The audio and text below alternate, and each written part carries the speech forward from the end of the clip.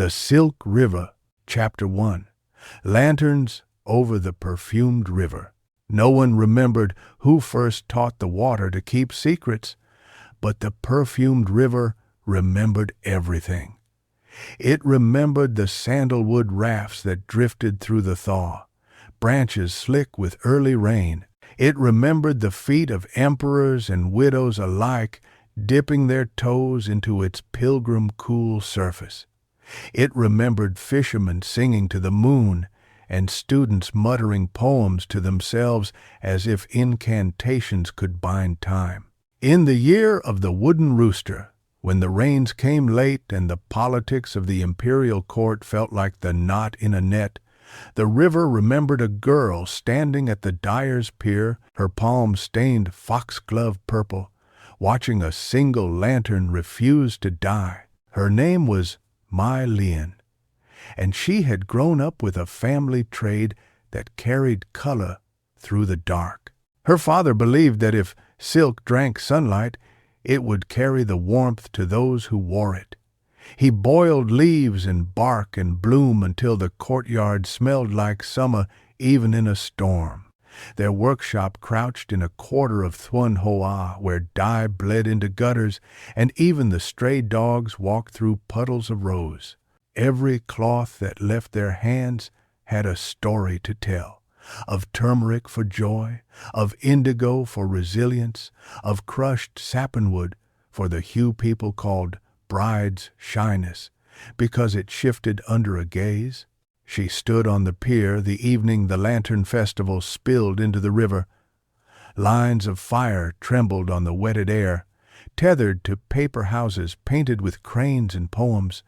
Leon had come to test a length of silk she dyed with an experiment, a purple coaxed from the petals of a priest's garden and the oil of a tree her grandmother remembered from the old invasions.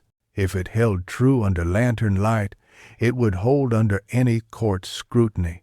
It was a stanza of cloth, 2 arms long, catching the last shreds of day like a promise. She slipped it into the water, watching the color deepen as the current combed through its weave. A gourd boat scraped the pier, a monk in a patched robe steadied it and climbed out. The bells at the pagoda tolled twice.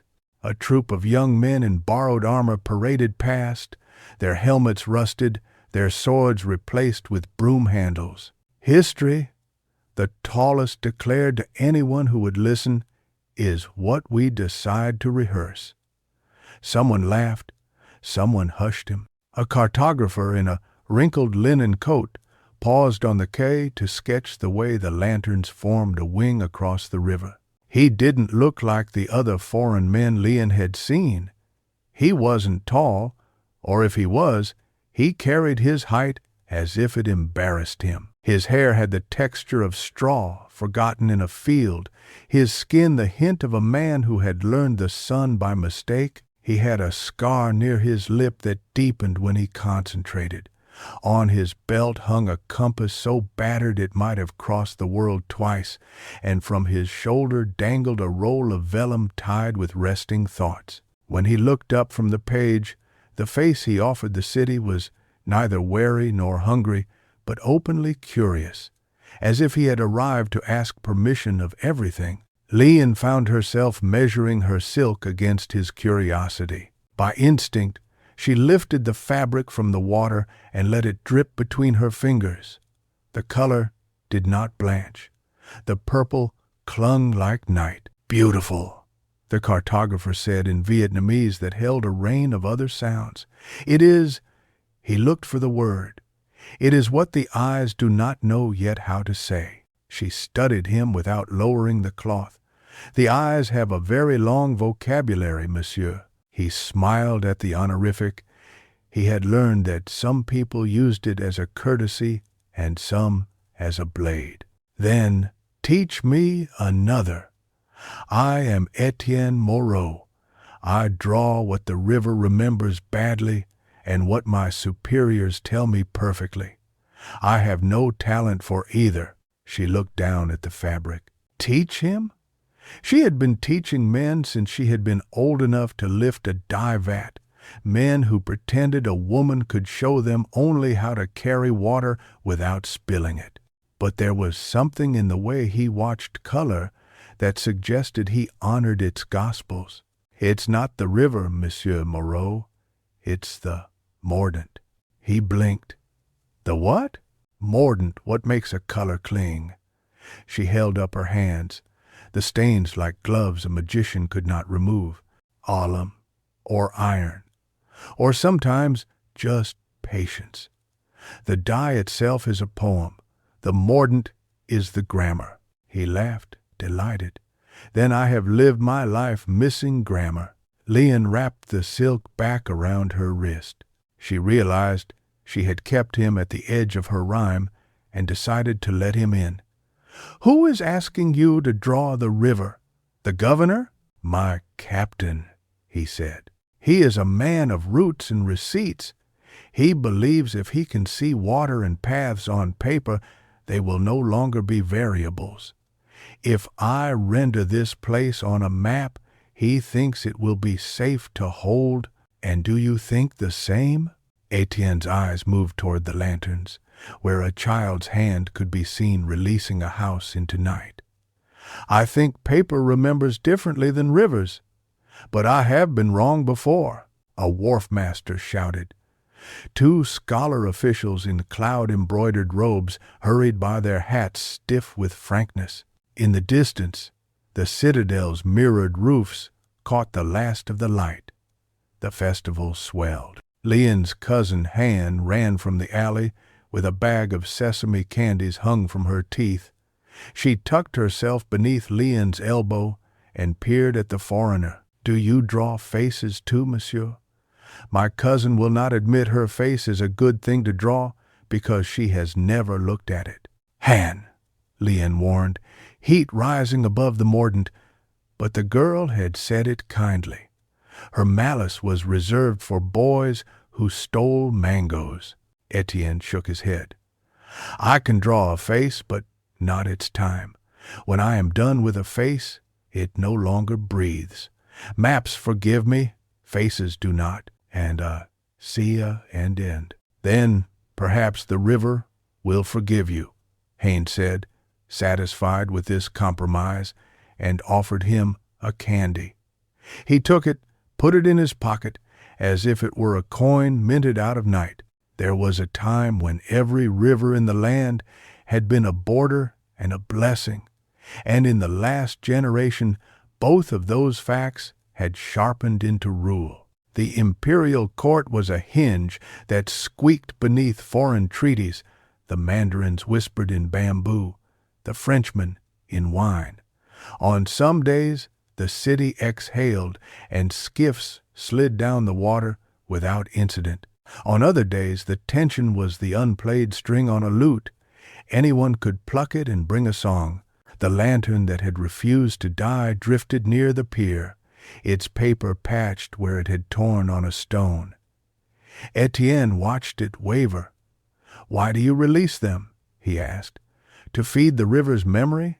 For those who are gone, Leon replied, surprised he did not know. We light them so the dead will find their way.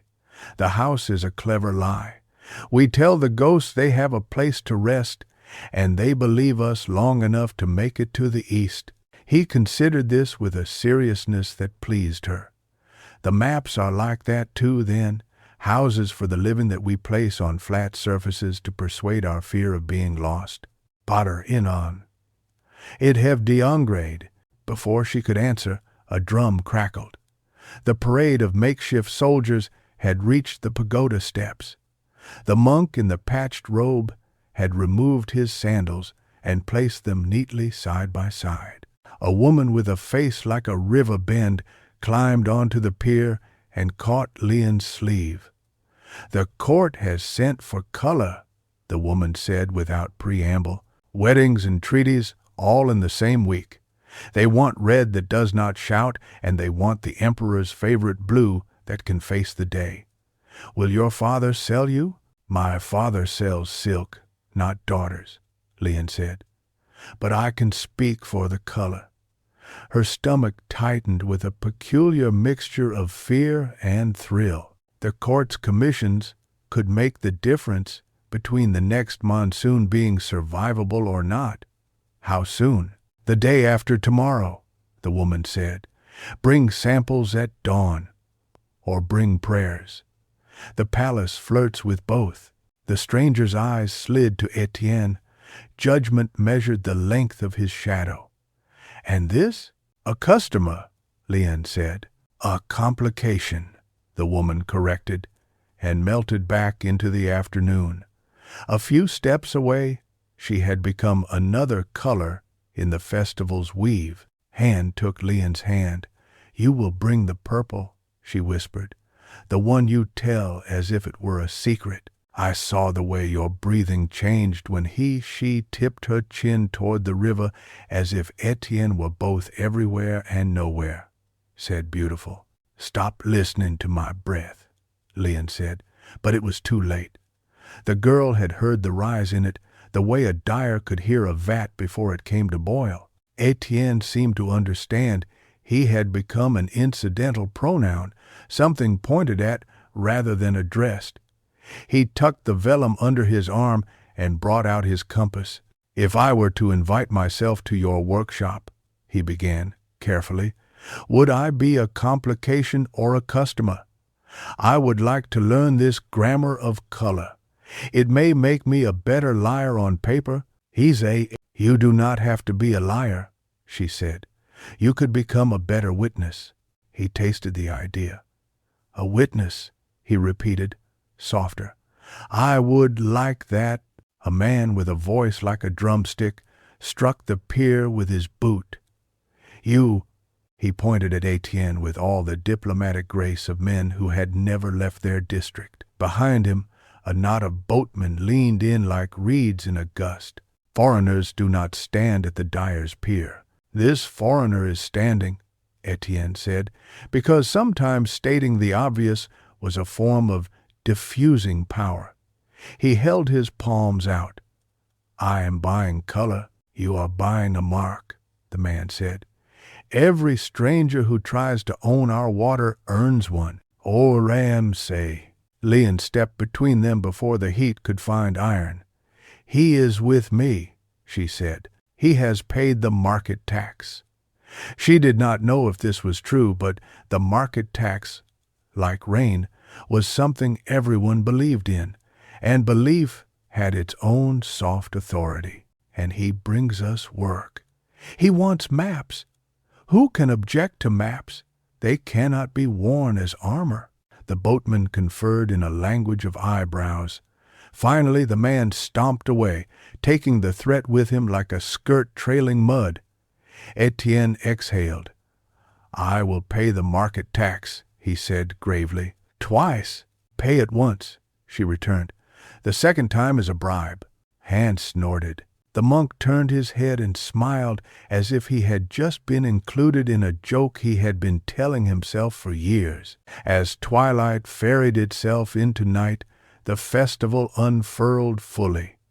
Paper fishes carrying prayers drifted beside houses carrying ghosts. The pagoda bells stopped. The drums switched hands. Boys who had been playing soldiers now played lions.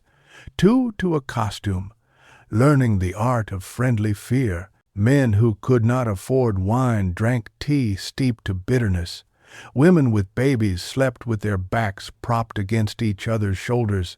A communal vertebra. Leon bid good evening to the river with the cordiality one offered a partner.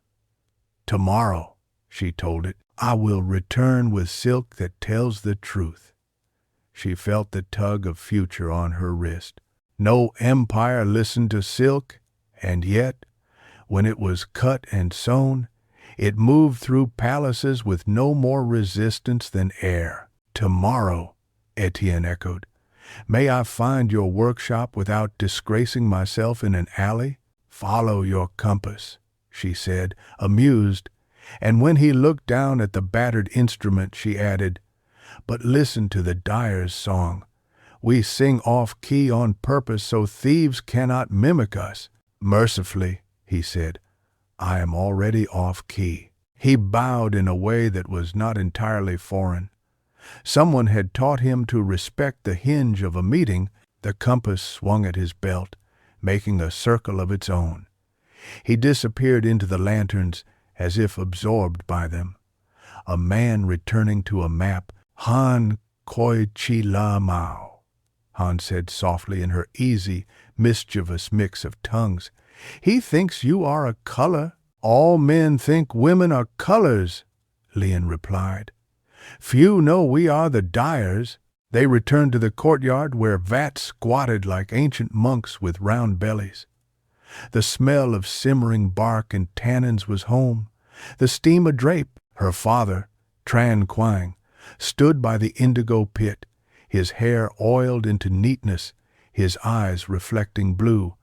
He had once been handsome with a kind of careless grace. Age had replaced the carelessness with carefulness that, in its own ringed way, was also grace.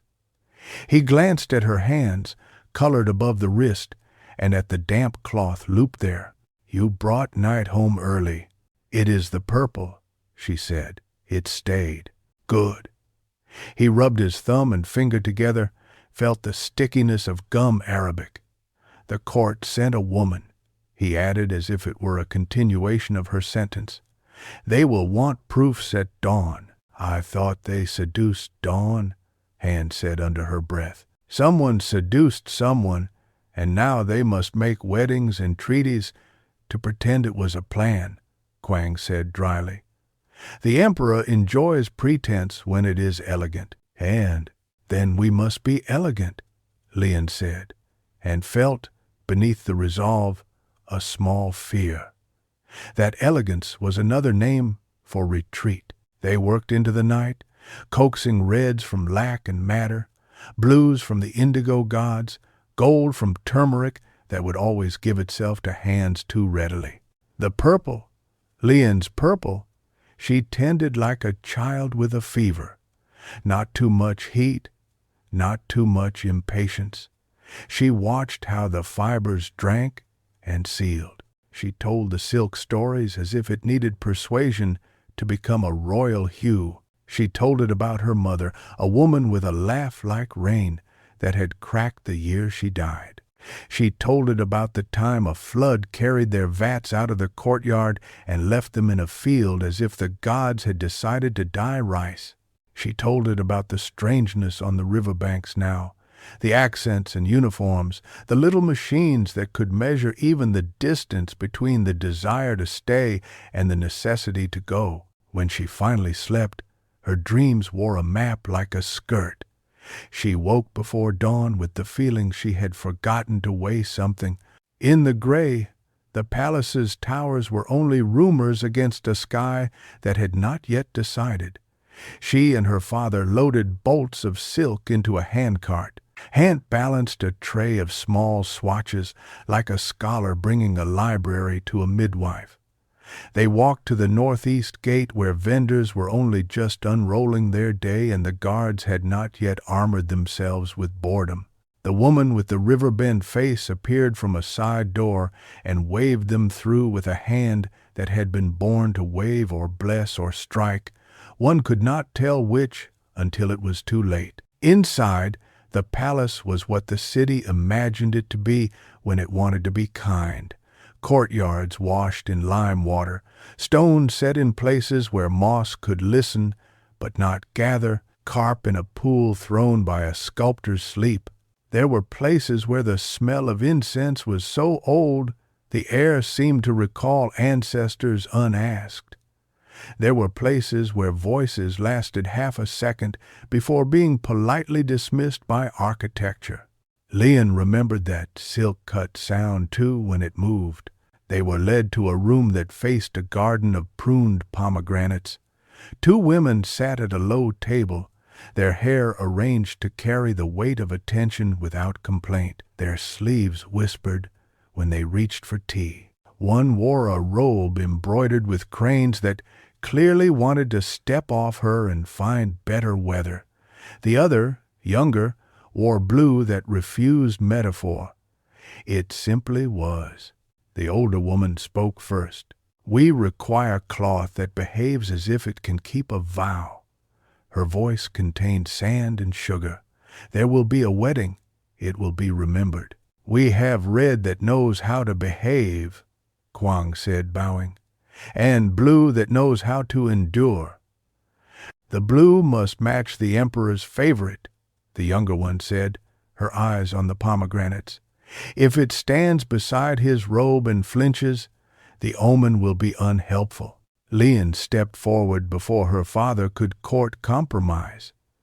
This purple, she said, offering a length of her experiment. It is a vow between red and blue. It will not flinch. It knows how to sit beside a favorite and be recognized for itself. She was surprised at her own boldness. The room allowed it, the way a quiet field allowed a kite to rise. The older woman raised an eyebrow. A vow between colors is still a vow, and vows can be broken. Not if they are mordanted, Lian said. The word hung for a second like a bird deciding its branch. We have learned to make speaking obey. The younger woman took the cloth in her fingers. She brought it near the morning. She did not smile, and yet the blue of her robe seemed to accord the purple a courtesy. And it will not run? She asked. Even when it rains during vows, as things like to do? Even then, Lian said, it will bless the rain back. He does. The older woman poured tea for three without announcing for whom. She was testing the balance of a future, and tea could be a weight. The governor's office, this, she said, as if it were a noble title conferred by the wrong court, has requested cloth as well, bands for uniforms, map cases. She looked at their fingers, at the stains that proved labor. We will not tell you to whom you may sell. We will tell you who will remember. Silk remembers differently, Kwang murmured, but he accepted the implication like a fisherman accepts weather. There were commissions that bought you a ledger, and commissions that bought you a name. One did not confuse them and expect to keep one's house. The younger woman folded the purple carefully. We will begin with this, and with a blue that does not flinch. You will deliver 3 bolts by the 7th day of this moon. She looked up, and Lian had the impression of a river lifting its head to see if a bridge would hold. Outside, the perfumed river held the morning in both hands and sipped. A cloud unrolled itself with optimism. On their way back to the gate, carrying obligations in place of cloth, they met a man with a battered compass. He had entered the palace through the opposite way, having convinced an archivist that maps were modest cousins of history that didn't mind if you looked at them before breakfast. When he saw Lian, he lifted his hand with a respectful relief that suggested he had found his way, or that finding her made the rest of wayfinding less ridiculous. Your workshop, Etienne said, apology and hope mingling. I lost my grammar. You found my palace, she said, surprised into a laugh. That is worse. I was looking for a wall, he said.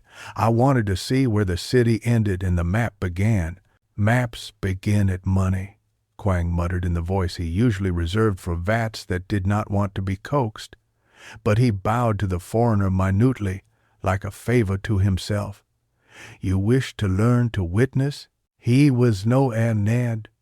He was no ad works at CSC Reese. I do, Etienne answered, and his earnestness was as unarmored as a child's, which was either very safe or very dangerous, depending on which court you served. May I watch color become loyal? You may stir, Lian said, which was both permission and a test. In her mind, she saw Han's expression when she told her, a battle between laughter and gossip. But you will not touch anything until it touches you first. He nodded solemnly. I will treat color like a cat. Better, she said. Cats can be bribed. They resumed their passage through rooms that pretended not to listen. As they walked, a messenger in a mustard robe darted past with a scroll tucked under his arm like a sliver of panic. Two guards practiced politeness on each other with wooden poles. The young woman in blue watched them from the pomegranate garden and then watched the purple in her lap as if it had just told her a secret she would someday tell someone else. In a place where it mattered, in the courtyard of the dyer's house, Etienne received his first lesson in staying longer than his instincts. He learned that dye had temperatures the thermometer did not know, that the way bubbles formed on the surface of a vat could tell you whether the cloth would drink or spit. He learned that alum made color humble, and iron made it stubborn. He learned to stand out of the way of steam, as if steam were a clan elder. He learned that in Vietnamese the word for patience was the same word his tongue mangled when he tried to say gentleness, and that this amused Han every time until she forgave him and corrected him. He learned that when Lian worked, a kind of quiet occurred around her, not the silence of emptiness, but the silence a group keeps when it agrees to let someone speak. He also learned that words could be woven into cloth with greater accuracy than coordinates into maps. He had spent years in places where paper had the last word. Here, color did. At noon, when the sun turned the courtyard wall into a prayer flag, a rider clattered to a stop at the market mouth. His horse was lathered, his hair a tangle. He wore the governor's insignia as if it had been pinned to him while he slept. He shouted before he dismounted. "By order of His Excellency," he declared, as if announcing mermaids, "all workshops will deliver a tally of their bolts, their dies, and their hands by sundown. There will be requisitions. The river will be mapped for transport, drawn, measured." He held up a sealed paper like a joyless lantern. "The future will be organized." Han made a face that could have curdled lacquer. Kwang wiped his hands on a rag that had once been a shirt worthy of respect. Lian looked at Etienne. He looked at his compass, as if the instrument might tell him whether the space between promise and threat could be measured in degrees. He did not need to open his mouth. She heard in the shape of his breath the acknowledgment that the grammar of color and the grammar of power were about to collide. The rider jabbed his sign toward the street. "By sundown," he repeated to no one and to everyone. "All things that can be counted will be counted." After he left, the courtyard was still. The vats steamed like beasts who had been forced to hold their anger. Somewhere, a kite made of paper chirped like a bird. Somewhere, the perfumed river turned a corner and pretended it had always been straight. Etienne cleared his throat. "May I help you undercount?" he asked softly. "Or overcount in directions that help you live?" Lian stared at him, at the earnestness that could get him dragged into an alley and taught a new grammar by men with sticks. She felt the strange intimacy that arises when two kinds of knowledge recognize each other in a throng. "You may help us decide what to count," she said, "which is another way of arranging the future." Above them, a strip of purple hung from a bamboo pole, drying into its vow. A little breeze, carrying the smell of pomegranates from the palace garden, passed through the courtyard and lifted the cloth. It trembled as if remembering lanterns, or as if it knew, in the way silk knows without being told, that some colors are born on the day a city tries to count its own shadows and finds there are more than it thought. The perfumed river, which had kept its secrets long before emperors learned poetry, listened to the afternoon arrange itself into a story. It remembered the girl with purple hands and the man with a scar that learned to deepen into a smile. It remembered the proclamation, the weight of paper against air. It remembered the feeling in the current when something inevitable begins to lean. It would remember more. For now, it curled itself around a lantern that had drifted further than any of the others, its paper patched, its fire calm, and guided it gently into evening. Chapter 2. The Grammar of Power. The proclamation bred a new kind of weather in the city. It wasn't the rain. The sky kept its dry fist closed for days. It wasn't the wind. The breezes that came off the river still smelled of wet leaves and fermented rice. It was the way a silence fell before a sentence now, as if language itself hesitated at a threshold. Vendors spoke 2 registers louder, officials a half-tone lower. Mothers called their children home with an urgency that suggested home had moved, and the address might not be recognized if you did not repeat it twice. By mid-afternoon, the requisition riders had multiplied. Each wore a badge soldered to his chest like a premature medal. They moved through the quarters with scrolls and inkstones, their ink already thick with names. At the dyer's house, Tran Quang unfolded the seal with its immodest wax and read without moving his mouth. His eyes traveled down the list of items that could be claimed for the efficient conduct of state affairs and the improvement of transport, and his jaw flexed in the way a cloth pulled too tight across a loom flexed before it tore. "They will take the indigo pits," Han said. "Outraged in the pure way children are, justice like a bell." "They cannot take indigo," Quang said. "They can only take the place where indigo learned to be patient." He tapped the line that enumerated vats, bolts, mordants, hands, hours. It did not enumerate patience, but it implied a right to it. "We will declare what is ours to declare." "They will count us as if we were bolts," Lien murmured. "Then we will learn to be counted in ways that do not reduce us," Quang said. He looked at Etienne, who had been standing with his hands behind his back, as if to avoid offering them up for inventory. "You said you could help us decide what to count. Begin." He led them to the wall, where a faded calendar had stopped on the day Quang's wife had died. Nobody had corrected it because grief did not respect arithmetic. Quang chalked a grid beneath it. "The decree wants to know bolts, dyes, vats, hands," he recited. "So we will also report what it does not ask: how many days dye refuses to take in rains, how many hands belong to widows, how many vats are older than the governor's appetite. We will make them listen to time as well as quantity."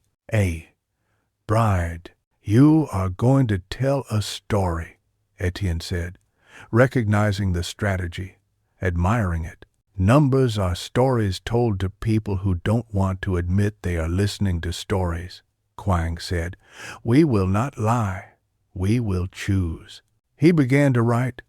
"Bolts ready 12, bolts promised to palace 3, bolts flawed, and being taught manners 2, bolts that had remembered weddings countless." He paused and added, in smaller script, "the dying jasmine plant by the door 1, the daughter's stubbornness 1, renewable, the cousin's laughter 1, inexhaustible." Han clapped a hand over her mouth to keep her amusement from becoming an official document. Etienne asked for permission with his eyes. Quang nodded. The foreigner stepped forward and drew another column. He labeled it River. Hours navigable at low tide, 7 at high, 9. Days imperial barges disguised as fishermen, 2 every 10. Days fishermen disguised as imperial barges, 1 always. He glanced at Lien, and with a private movement of his hand, added a small sign near the bottom that meant lanterns refusing to die. Unknown. He translated none of this for the riders when they came. Translation could be another kind of siege. When the requisition officer arrived, he carried himself as if he had been put on a horse young and had never been told to get down. He wore his beard like a second command. His assistant, a man who liked paper a little too much, unfolded a scroll and announced their names as if he were throwing grain to chickens. Tran Quang, dyer, unranked; Tran Mai Lian, his daughter; Tran Han, cousin. He introduced Etienne as complication because the woman from the palace had left the word behind and it had found use. "This is a survey," the officer announced, pronouncing the foreign word as if it were a successful hunt. "Not a punishment. We are arranging the future." "The future does not consent," Quang said. But he said it cheerfully, as if declining a second helping of rice. The assistant wrote down vats, bolts, mordants, and hours, quicker, quicker. He tried to write down the jasmine plant and then scowled, unsure where to file it.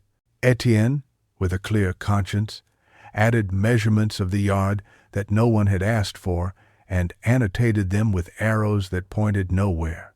When the officer asked about the indigo pits, Quang brought the man to the oldest one and invited him to lean over. "Smells like bad breath," the officer said. "Smells like centuries," Quang said. "Do you know how to wake indigo when it sleeps? You breathe on it." The officer leaned closer, suspicious and curious.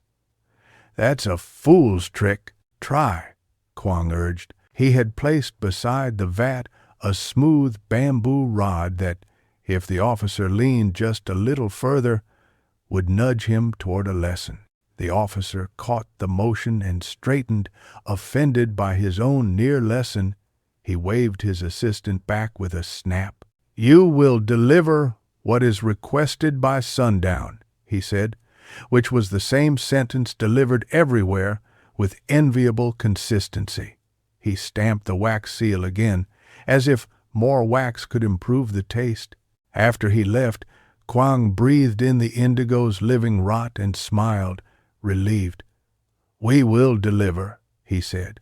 "We will not make it easy for them to understand what they take." They worked. They counted with care, choosing each number as if it could defend them in court.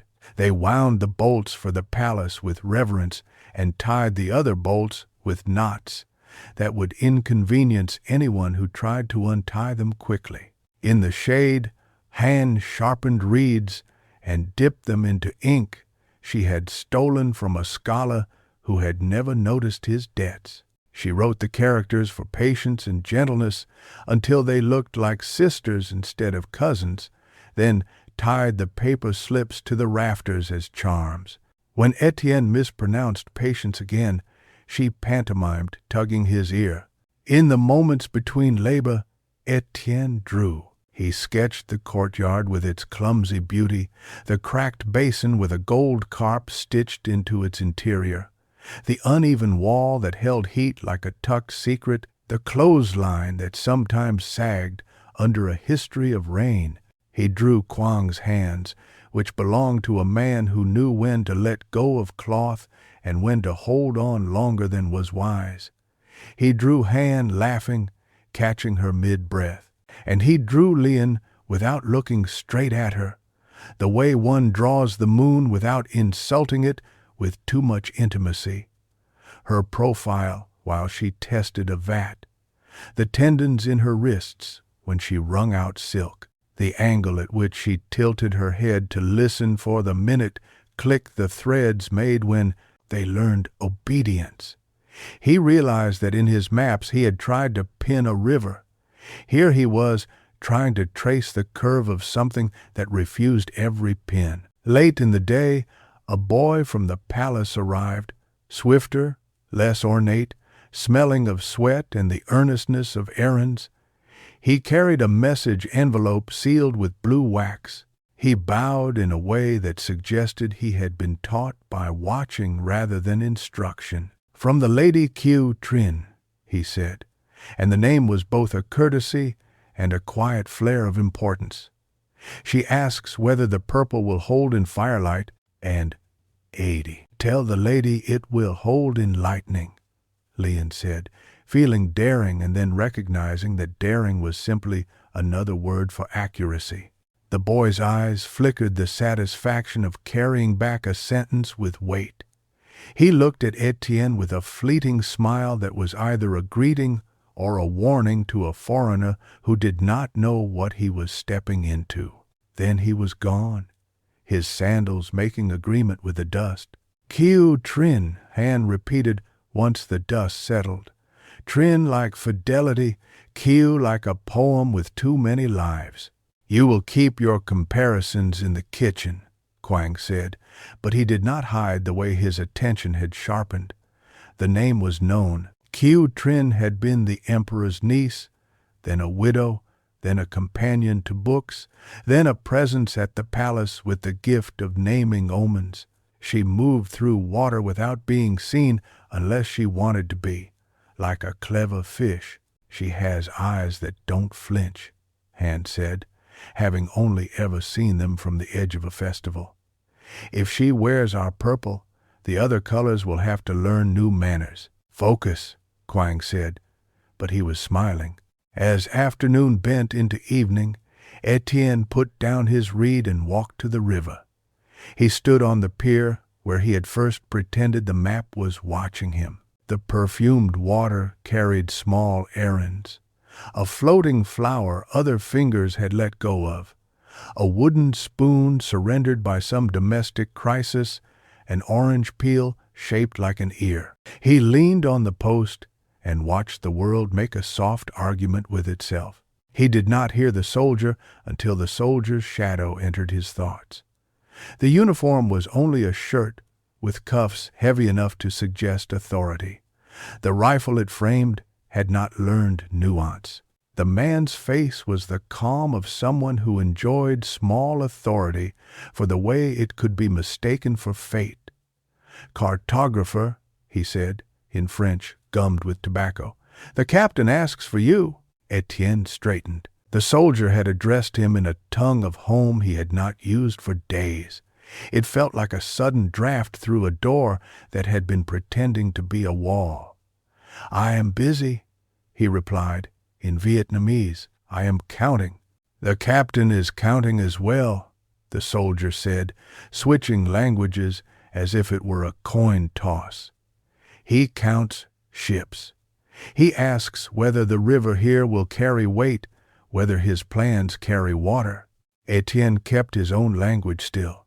"I will come," he said, because refusing now would put the weight of himself on other backs, and he had not decided yet where he belonged. "Back in the courtyard," he told them. Quang's eyes did not narrow, they widened, which was worse. "Go," the dyer said. "We do not hide our friends until we are sure they need it." "We are not friends," Etienne said, with an honesty that burned his tongue. "We are learning." Quang nodded. "Learning is the friend you keep when the government is listening." He glanced at his daughter and then at the sky where the day had set its shoulder against the door. "If they ask you where the river is shallow, you will tell them where it is shallow for those who cannot read it, not for those who already dream of boats." "I understand," Etienne said, understanding only as much as a man who had crossed the world could understand in a courtyard that made new geometry out of trust. He followed the soldier through streets that had put on uniforms of their own. A new tidiness, a new set of eyes at doorways. The captain waited in a room that had borrowed confidence from another city. He wore his sword the way a musician wore an instrument he did not respect. His boots left a clean line of failure across an ancestral rug. He was not a cruel man. He was a man who believed maps could make him gentle without requiring him to learn gentleness. "Moreau," he said, using the familiarity of a schoolmaster who expected excellence without paying for it. "You've been collecting local habits." "I've been learning to draw what's there," Etienne said. "What's there?" the captain repeated, as if the phrase had tried to escape him once, and he had caught it. He pointed to a chart on the table. It was a gorgeous light blue ink, straight edges, rivers that behaved, villages that sat politely where someone had placed them. "We need to know where we can move faster than anyone else," he said. "We need to know which yards will make rope without bargaining. We need to know where the people will not resist counting." Etienne looked down at the chart and saw his own hand in some of its curves and none of his conscience in its structure. He had drawn the river's bend, but someone had sharpened it. He had marked soundings, but someone had flattened them into convenience. He felt the strange nausea of watching a friend paraphrased badly. "The people will resist being replaced with numbers," he said, and kept his tone like a table. Serviceable, unwelcoming. The captain smiled thinly. "Then we will teach them to love arithmetic." He tapped the place where the dyer's quarter bubbled into a notation. "These, what is the word? Mordants. Useful. They make color stick. We will need uniforms that do not bleed when it rains in the jungle." "Mordants make loyalty to color," Etienne said, "not to captains." The captain's gaze slid over him like a blade that had not yet been sharpened today. "You have a bruise on your lip from a childhood fall," he said, which was not true. The scar near Etienne's mouth belonged to a night in Marseille when a sailor had offered him a lesson about the price of a joke. "Do not collect more." He pointed to a slice of river where the ink kept its own counsel. "Can a barge pass here without scraping?" "On days when the river is tired," Etienne said. "No, on days when it is vain and high, yes. The river has moods, Captain. Discipline them," the captain said, amused at himself.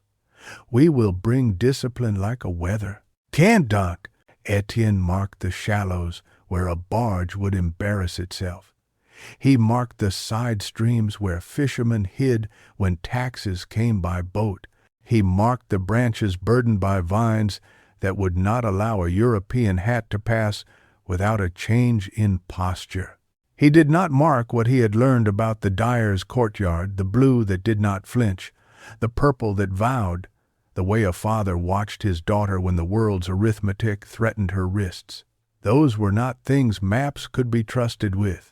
Even if he had wanted to betray them, he could not figure out how to translate the measurement of their tenderness. When he left the captain's, night was arranging its lanterns again. The city breathed, counting its own breath. He carried a roll of vellum that suddenly felt heavier than when he had first slung it over his shoulder. He returned to the courtyard and found it lit by 2 oil lamps, the light soft as apology. Han had snuck sesame candies back into the house like triumphs. Kwang slept with his back against a vat, as if a man could lean on the future and make it less likely to fall. Lian sat on the low step, the purple draped over her knees like a map of a country she had designed to resist invasion. She did not look up when he entered. She felt him the way dyers feel heat, as a presence that risks color. "You are late," she said mildly. "The captain demanded a river without moods," he said, sitting beside her, careful to leave a respectful narrowness of air between them. "We have princes who demand the same of poets," she said. "None of them get what they want." He told her what he had drawn, what he had not. He told her about the captain's joke and the fear that sat at the center of it like a stone. He told her without making it a confession. He was not ready to beg for forgiveness for a thing he had not yet done. "When you were a boy," she asked after a while, "did you think maps were prayers?" "I thought they were recipes," he said. "Add a river, 2 mountains, salt to taste, boil until obedience. I learned later they were alibis. And now? Now I think they are letters to the dead," he said, surprising himself. We write to those who will inherit what we render. We tell them, this is how I wanted the world to behave. If they are kind, they forgive us. If they are impatient, they change it. She folded the purple once, twice, reverent. I have never written to the dead, she said. I write to the body that will wear what I make. I write to its skin, asking it to remember its own temperature. They sat in that gentle temper shop silence. At the gate, a cat passed with the dignity of a courtier who had decided to retire to the countryside. From the river, a woman's voice, old, sure, rose in a song that had the quality of clay, thick, honest, shaped by hands that had never touched a map. Do you want to know her song? Leon asked. I want to know it without stealing it, he said. You will steal it anyway, she said, but not unkindly. Everyone steals. That is what learning is until we become someone that those who taught us would not recognize. Will you recognize me? He asked, then wished he had asked later after the night had issued him more discretion. I know your scar, she said, and for a second her fingers, ink-stained and warm, almost touched the place near his lip where the line deepened when he concentrated. She did not touch it. She let the air measure the distance for her. I will know it older, he swallowed a reply, and found a way to be grateful for its absence. Kiu Trin, he said, to change a subject that was not finished but could rest. She sent a question. She sent eyes, Leon said. Questions are the paper they are wrapped in. Will you meet her? He asked. I will deliver the cloth, she said. If she is the kind of woman who meets cloth with the respect it deserves, then I will meet her.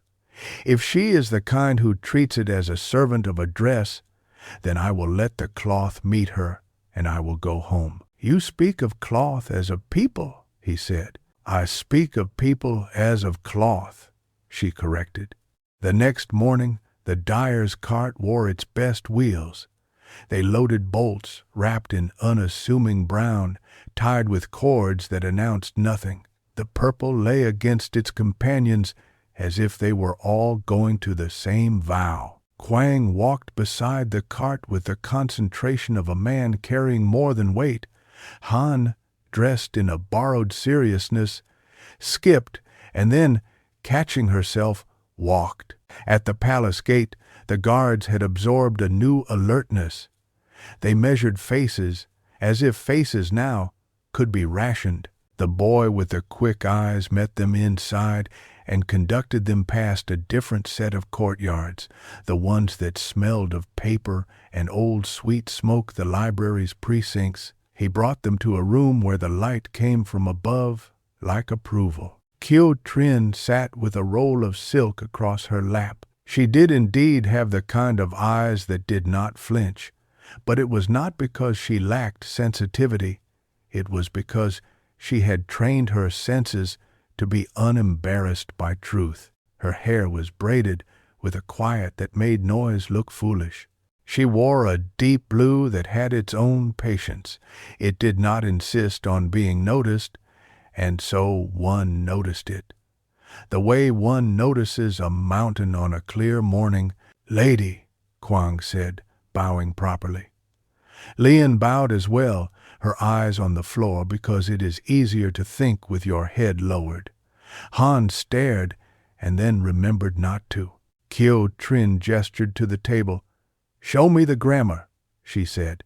They unrolled the bolts as if they were telling a story with long sentences. Red, tempered, blue, steadfast, purple, the vow. The room received each color without blinking. Kyo Trin placed her hands on the purple and did not move immediately, as if the cloth had requested a moment of her attention and she was granting it as one grants a favor one is happy to owe later. It holds, she said finally. It holds like a woman who has learned to sit next to favor and find herself still herself. Leon's lungs, which had been behaving themselves, took a liberty, Kyo Trin noticed, without making a spectacle. "You made this?" she said. "My hands did," Lian said. "My father's patience supervised." Kyo Trin smiled, small and genuine. "May I ask your name?" "Tran Mai Lian." "Words of lotus and connection," Kyo Trin said. "Do you read?" "I read recipes," Lian said. "For color, I have found that those who read recipes for color often read husbands better than those who read poetry," Kyo Trin said. She lifted the purple so that it caught the roof's gift of light.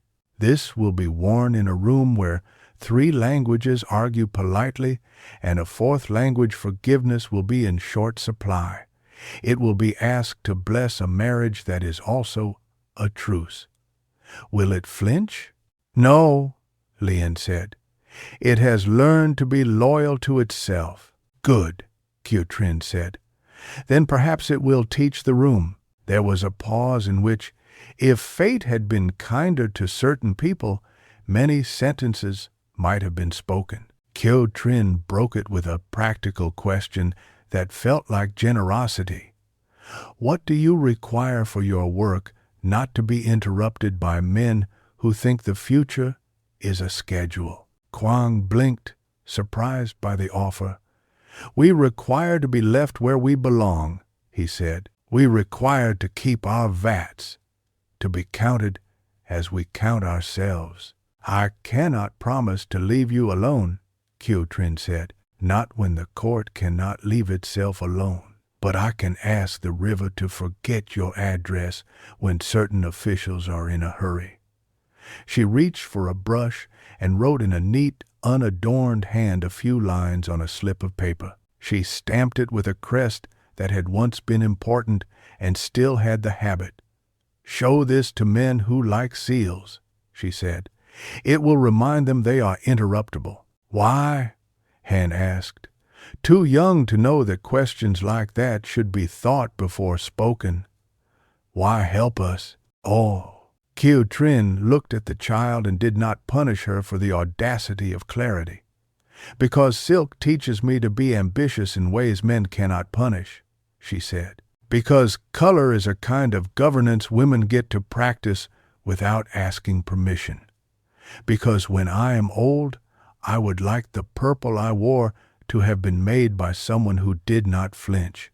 "Lady," Kwang said, humbled in a way that did not feel like bending. They packed the bolts and left the palace carrying a paper that weighed less than gratitude and more than law. On the steps, Etienne emerged from an archive door, his hair newly defeated by dust, his eyes bright with the high one gets from too much history in too small a room. He saw them and came down 3 steps too quickly, nearly convincing the guard to test his sword on a foreign shin. He balanced himself and smiled, the scar moving into its familiar deepening. "You have met the woman with the eyes," he said quietly. "We have met an architect," Lian said. "She designs rooms?" he asked, teasing. "She designs moments," she said, not teasing. They walked together to the river road. The city had become an exercise in binary, requisition and refusal, courtesy and calculation, lantern and ledger.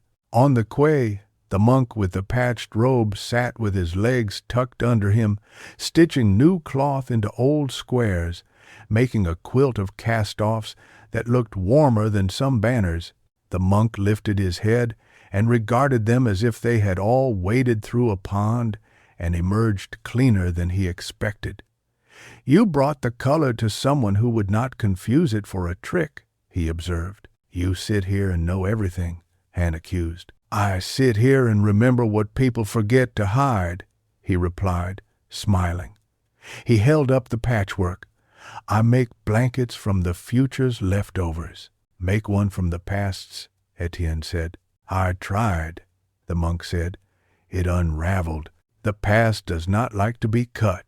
They laughed in the respectful way one laughs when a truth has been made palatable. The river, which had been sulking about the absence of rain, flicked a wave at a pile of sand as if to remind sand it could be corrected.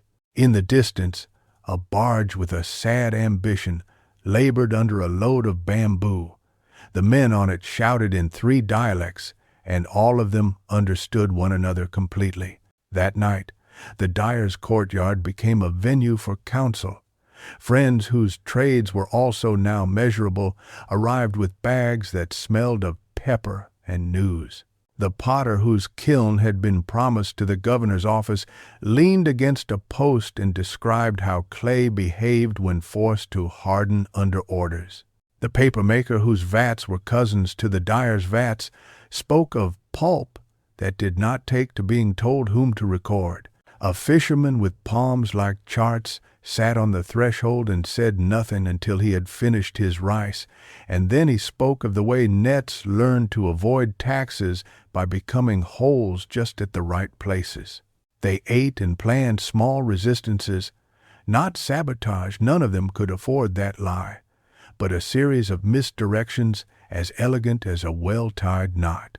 Etienne listened more than he spoke. He offered to carry messages masked as cartography terms.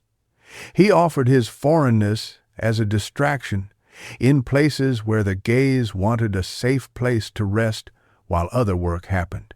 He offered the captain's jokes as evidence of weakness. Men who think their humor means they are not afraid have already given you their calendar.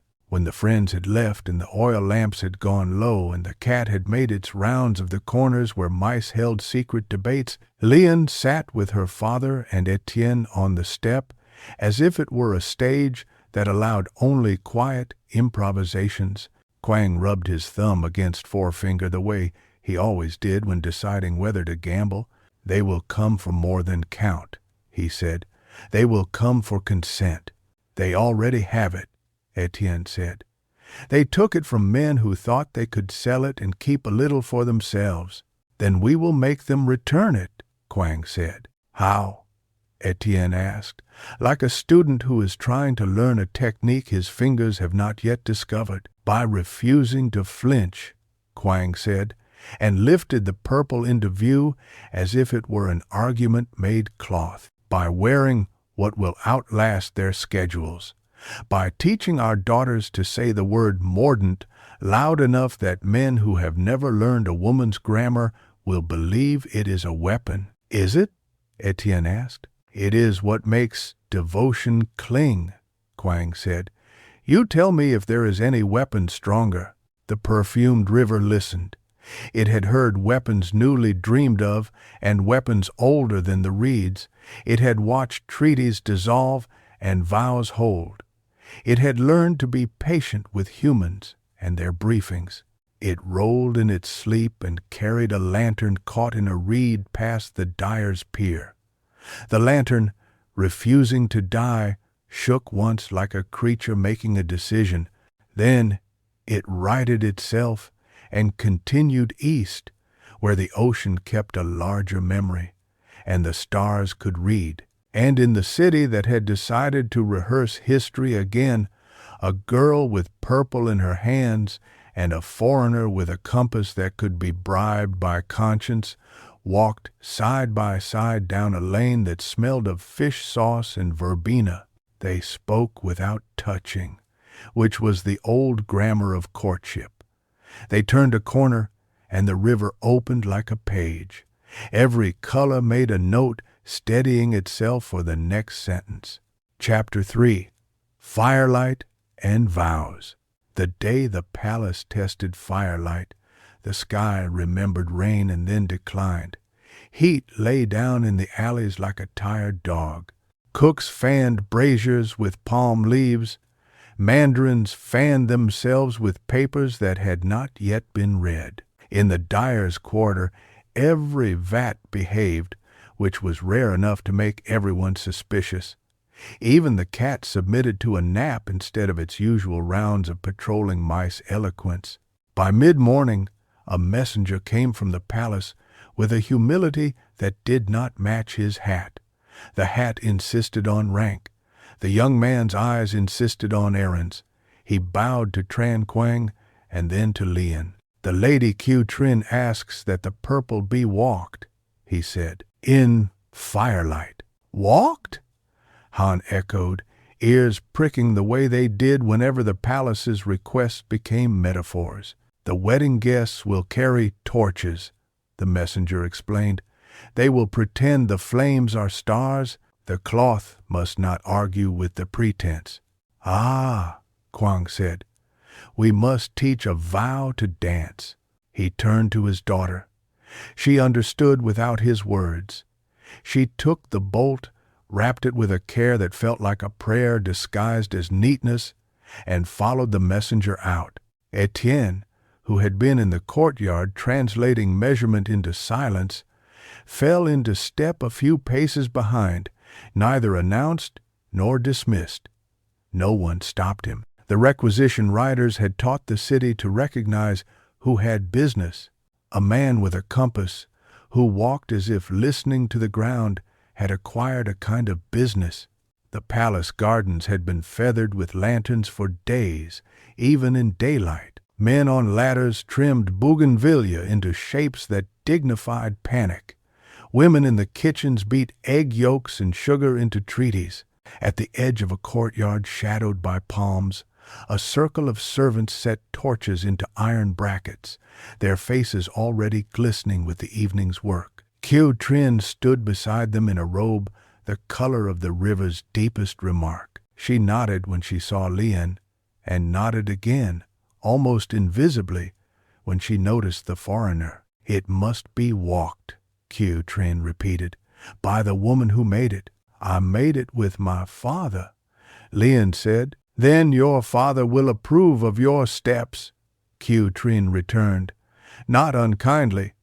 She gestured to the circle of fire. Between light and shadow, not swifter than a woman in doubt, not slower than a woman who knows. Lady, Lien said, how does a woman who knows walk? As if she cannot be bought, Q Trin said. And the servants bent lower over their brackets, as if tying flames could make a proverb safer. They lit the torches. Flame, obedient when caged in iron, flowed up and steadied itself. The smoke curled toward the curved roofs, as if seeking friends. A musician tested a dan weight with one careful pluck, the note not yet a song. Q Trin raised her hand. The courtyard learned to pay attention without noise. Lien stepped into the ring of light with the purple draped over her arm. It caught fire's color without surrendering to it. She let the fabric brush her hip, then her shoulder, letting it fall and rise as if it were a breath. She walked with the lessons her mother had given her without knowing she was giving them. Move as if you had already forgiven those who will look. Do not argue with light. Ask it for cooperation, not permission. Etienne watched from the shadow's polite edge. He had seen women walk to market with baskets and baskets of obligation. He had seen girls run races along docks. He had seen a widow cross a church in Marseille as if she were walking out of a painting because she preferred weather. He had never watched a woman walk for cloth and let the cloth tell her how to move. It was choreography and grammar. It was vow and victory. The purple held. It did not flare. It did not sulk. It met firelight and did not flinch. Q Trin's mouth found a shape that, in another person, would have been a smile. Good, she said softly, when Lien finished her circle. It will not betray me in front of men who have rehearsed their faces. She turned to a servant whose eyebrows had mapped many crises. Bring me the bride's headpiece, she said. The servant disappeared and returned with a circlet of gold and pearl that transformed air into ancestry. Q Trin held it for a second, as if it were a heavy thought, then set it on the table beside the torches. They will come to see the headpiece, she said to Lien. They will leave speaking of the purple. It is not me they will speak of, Lien said. It is themselves reflected in it. You flatter me by understanding my work, Q Trin said. The servant with the eyebrows glanced toward an inner corridor, and the slightest change in his spine announced an approach. A small procession entered the courtyard, a handful of mandarins murmuring around a man whose mustache had been trimmed into the shape of a map of ambition. He wore a coat adorned with braid that had nothing to do with silk and everything to do with other men's desires. His nose was a decision. A captain followed him at a respectful distance, the local superiority made humble by imported rank. They arrived like a rumor you could not quite prove until it entered the room and asked for tea. His Excellency the Governor, the servant announced, as neutrally as a bamboo mat. The governor looked at the ring of torches and absorbed them into his idea. Then he looked at the cloth. He did not see what Q Trin saw or what Lian had made.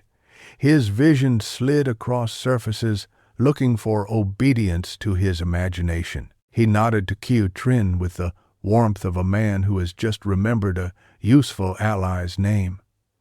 "Lady," he said, "arrangements progress?" "They arrange themselves as if they wished to please you," Q Trin said, and if he had been a different man, he might have heard the sentence turn once under its own weight. His gaze landed on Lian and gave her the quick inventory of class and utility.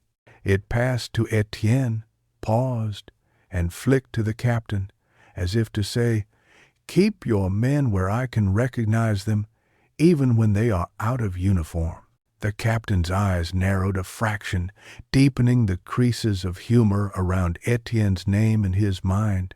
"We will need banners," the governor observed to no one in particular, "and more soldiers to hold torches, and perhaps less incense. It makes the older men sneeze at inconvenient moments." "Incense hides what should not be seen," Q Trin said. "That is the function of courtiers," he returned, amused. Q Trin allowed herself the luxury of not responding. She lifted the purple and let it fall across her forearm. The torches made a second horizon along its surface. The governor nodded again, in the way men nod at things they did not commission, but will own. The procession moved on to inspect tiles and carp and the width of a doorway that had offended a favorite sleeve yesterday. Q Trin exhaled softly in their wake. "We are all being walked," she said. "Lady," Lian began and then stopped, the word lady having done enough work for a breath. "The purple is yours." "Yours?" Q Trin corrected. "I am borrowing it to prove a small point, that one can wear a vow without making a spectacle of consent." She handed the bolt back with fingers that did not tremble under Power's draft. "If they come to count your vats again, show them my paper. If they come to count your daughters, show them your teeth." "I will show them mordant," Lian said, and caught herself before adding, "Teeth are mordant of a sort." "Do?" Q Trin said, amused inside her eyes. "Send the bill for the dye to the palace steward, not to the governor's office. The palace pays its debts with memory." They left the circle of torches. As they passed under a carved lintel, Etienne fell into step beside Lian, the safe narrowness of air between their sleeves charged in a way that made both of them aware of how easily anything could be mistaken for flint. "It held," he said uselessly and therefore truthfully. "It would have been rude if it had not," she said. At the gate, a commotion made them pause. A wagon had caught its wheel in a rut, and 3 soldiers with sabers tried to lift it with superior expressions. A group of porters put their hands under the bed of the wagon without much talk and shifted it free of the rut in one coordinated grunt. A sergeant adjusted his sash as if to take credit for gravity. The porters wiped their foreheads and went on, each carrying a portion of someone else's purchase in 2 baskets that balanced their lives. "There," the messenger said, as if he had solved something. Firelight has no opinion when men are in the way. Back in the city's courtyards that had never worn gold without laughing at themselves afterward, news was making its own choreography. A fire had eaten the corner of the salt market. It had arrived like an argument and convinced 3 stalls to surrender their inventory. The governor's men had declared the cause a fallen lantern. The women who sold fish said a spark with steel on it had landed where sparks did not go by accident. The monk with the patched robe put a new, smaller patch on his sleeve, and when Hain asked if he knew what had started the fire, he said, "Everything starts a fire. The question is, who rehearsed it?" Quang examined the singed edge of a bale of grass brought to him as a specimen, and then set it down in a bowl of water. "Someone wants to test whether we flinch," he said. "At night they will say candles are dangerous and torches are necessary. Eyes man knows. Torches held by soldiers, hand supplied, the kind who count our bolts. We will ask the river to teach us not to burn," Quang said. And when his daughter raised an eyebrow, he added, "We will soak the air with steam. We will hang the cloth where it bleeds humidity. We will be too damp for practice." They did. For 2 days the dyer's quarter became a cloud. Steam rose from vats at odd hours. Kettles sang when nobody was thirsty. Doors sweated. They worked with ridiculous care and performed clumsiness for the benefit of watchers. They knocked over a bucket in a way that made no mess. They bumped a lantern and caught it too quickly for true accident. The soldiers sent to observe grew bored, which is a form of safety.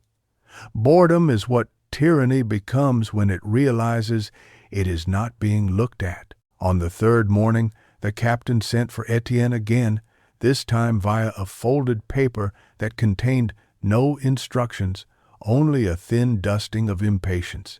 Etienne went. To refuse would be to burn the bridge he still might need to walk others across. The captain received him with the easy camaraderie of a superior who has decided friendship is a useful theater today. "Maps," he said, by way of greeting. "They are the only honest liars." He tapped a river section with his knuckle.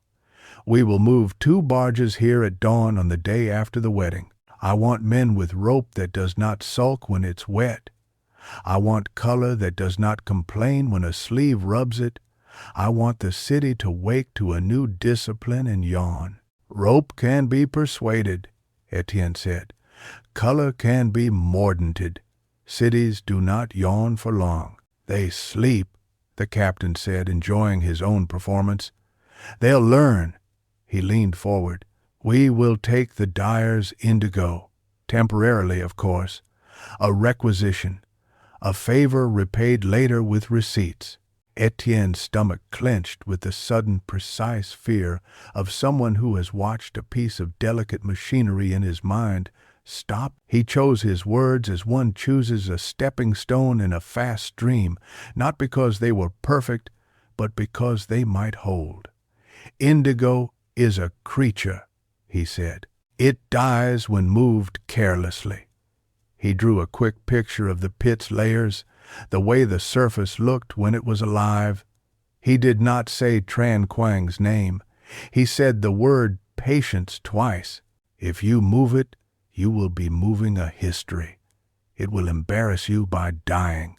The captain watched him with an expression Etienne could not read.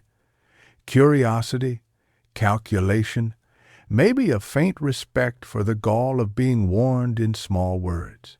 "You are sentimental, Moreau," the captain said finally, "for a man who draws with ink. E-S-A-tan. "I am accurate," Etienne said, "for a man who lies with lines." The captain laughed. "Your scar will split if you keep arranging sentences like that," he said, friendly again, and then, as an afterthought that could cut a hand, added, "We will take the mordants instead, the alum, the iron. Without those, The city will bleed its colors out the first time it sweats." He leaned back, pleased by his own solution. "See, I listened to my schoolmasters." Etienne felt the weight shifting inside his chest and set it down carefully where it would not cause damage. He left with a timetable in his pocket that had the shape of a calamity. He walked by the river, whose surface had adopted the ordinary attitude of water that knows it will be involved in something soon but has not been asked yet. He found the monk with the patched robe and asked a question with his face. The monk squinted at him as if through a net. "When a man asks you to count your breath for him," he said, "do not die slower. Speak while you count. Say your mother's name. Say the names of women who dyed your shirt. He will leave your breathing alone if he is superstitious." "And if he is not?" Etienne asked. "Then he is already planning to leave you alone because you are uninteresting," the monk said. "Either way, your breath stays yours, and of them." He brought the timetable to the dyer's courtyard folded small. He opened it on the table where Hand smashed tamarind for a sauce that seemed too clever for rice, but loved it anyway. Quang read it and made his jaw into a loom. "They will come for alum and iron," he said. "They will come for our grammar," Lian said.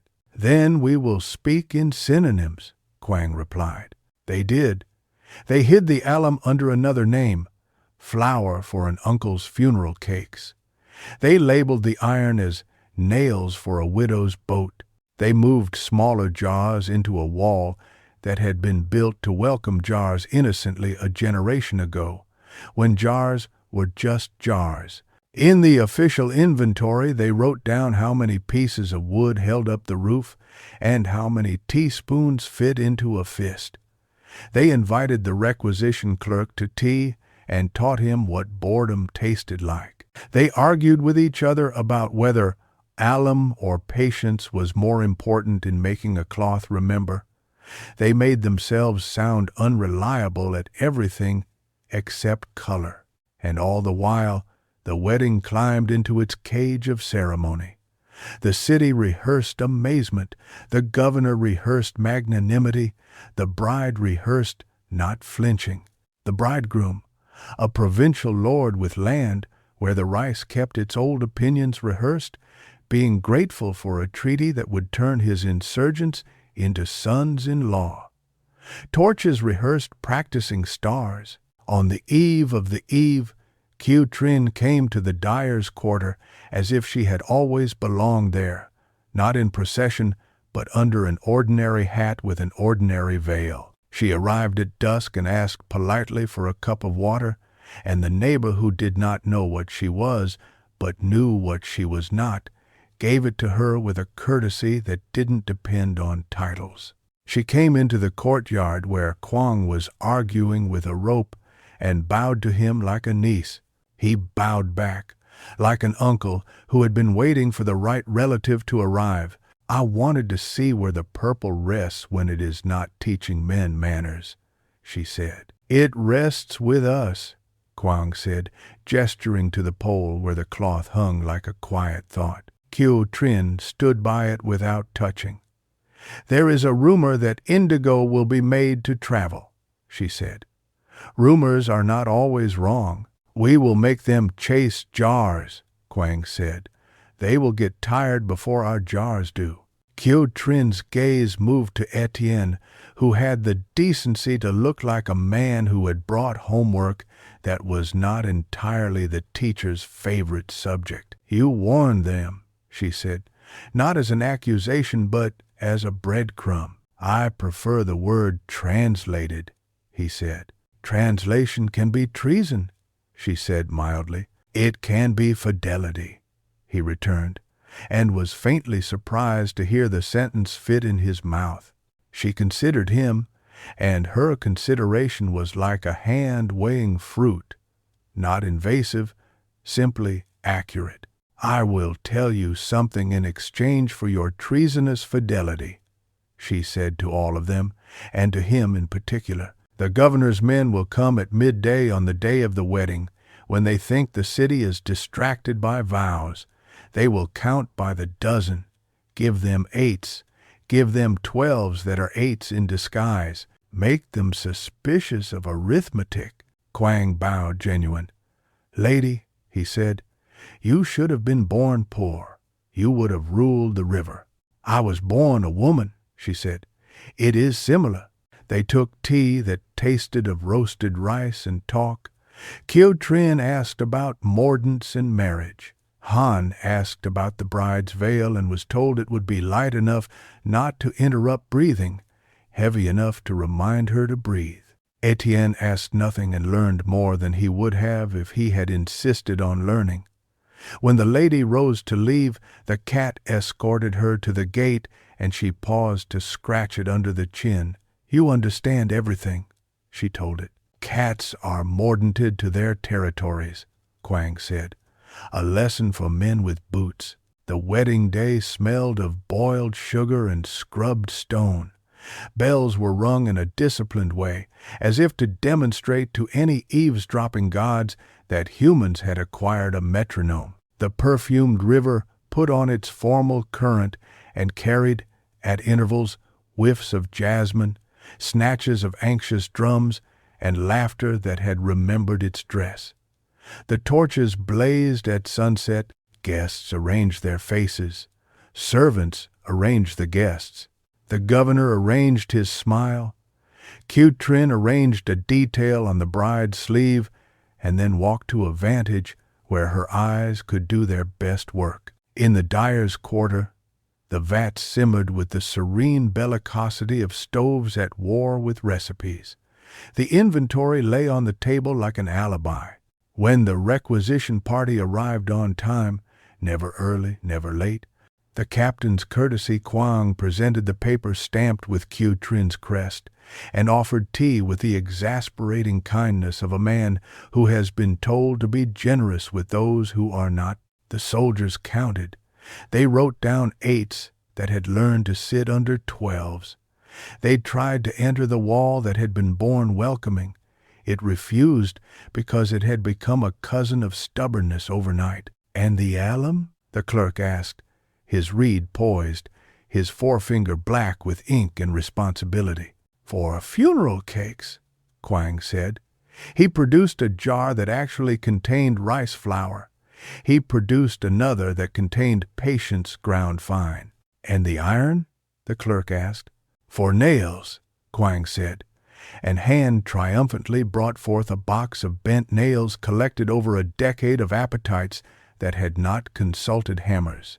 The clerk squinted at his own handwriting as if it were a personal betrayal. The captain, not present but somehow present in the shape of these men's hats, could be felt tapping his saber on a tabletop in another part of the city. Etienne stood with his palms behind him, remembering to be foreign in a way that distracted rather than inflamed. Lien leaned against a pole in a pose that said, I am busy with vows. Do not interrupt my grammar. A shout went up from the river, a ceremonial shout, nothing like fear. Firelight pulsed across the city's roofs. The requisition party swallowed envy, and the last of their tea, stamped the inventory like men who feared being accused of being lenient by superiors who pretended to prefer justice, and left with the dignity of people who have been politely outmaneuvered. They exhaled. The cat, who had hidden under a basin and counted boots with its tail, emerged and blinked at the moon as if it had something to add. Quang laughed once, a sound pulled from a place he kept for luck. He turned to his daughter. Go, he said, surprising himself and her. Go to the Temple Hill. If the torches are as arrogant as they plan to be, you will see the purple from there. You should see your vow worn. She hesitated. Work, duty, fear, curiosity, they tugged like siblings. Etienne said nothing. He kept his eyes on the wall, the inventory, the old indigo, and in not saying he moved something inside her that words might have scuffed.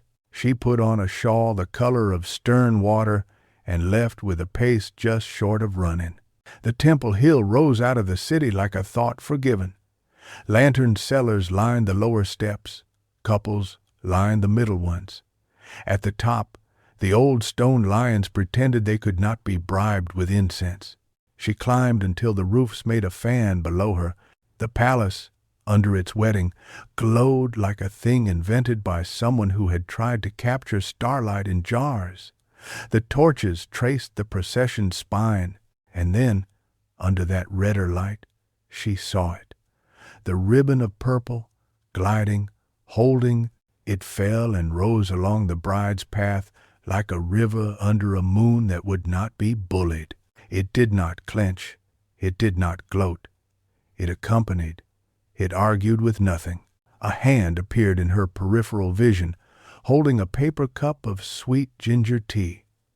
She turned. Etienne stood there, slightly breathless, his hair unpersuaded by his attempts to arrange it. "I walked fast," he said, which was not an explanation but an apology disguised as stamina. "You left them?" she asked. "They left," he said, with the dignity of men who did not find what they came for. "Your father asked me to follow you at a distance that would not dishonor a hill." She took the tea. It burned perfectly. They stood side by side, the space between them now tuned to events larger than themselves. Below, the governor laughed a practiced laugh. The bride's veil lifted and fell like a small, obedient tide. Somewhere the monk with the patched robe sang to himself a song that could have been the beginning of a blessing or the end of a warning. "They will come again," Etienne said quietly. "We will be here again," she said. "You and I," he risked, then winced at his own clumsiness. "Color and vow," she said. "If we are wise, we will be the latter before we are the former." The perfumed river lifted its shoulder under the bridge and set down some memory it had grown tired of carrying. On the hill, a breeze found them and threaded between their sleeves as if it had been invited. In the palace, Kjötrin watched the purple hold and permitted herself the modest triumph of a woman whose plans had been sutured with care. In a barracks, the captain miscounted his own impatience and blamed a clerk.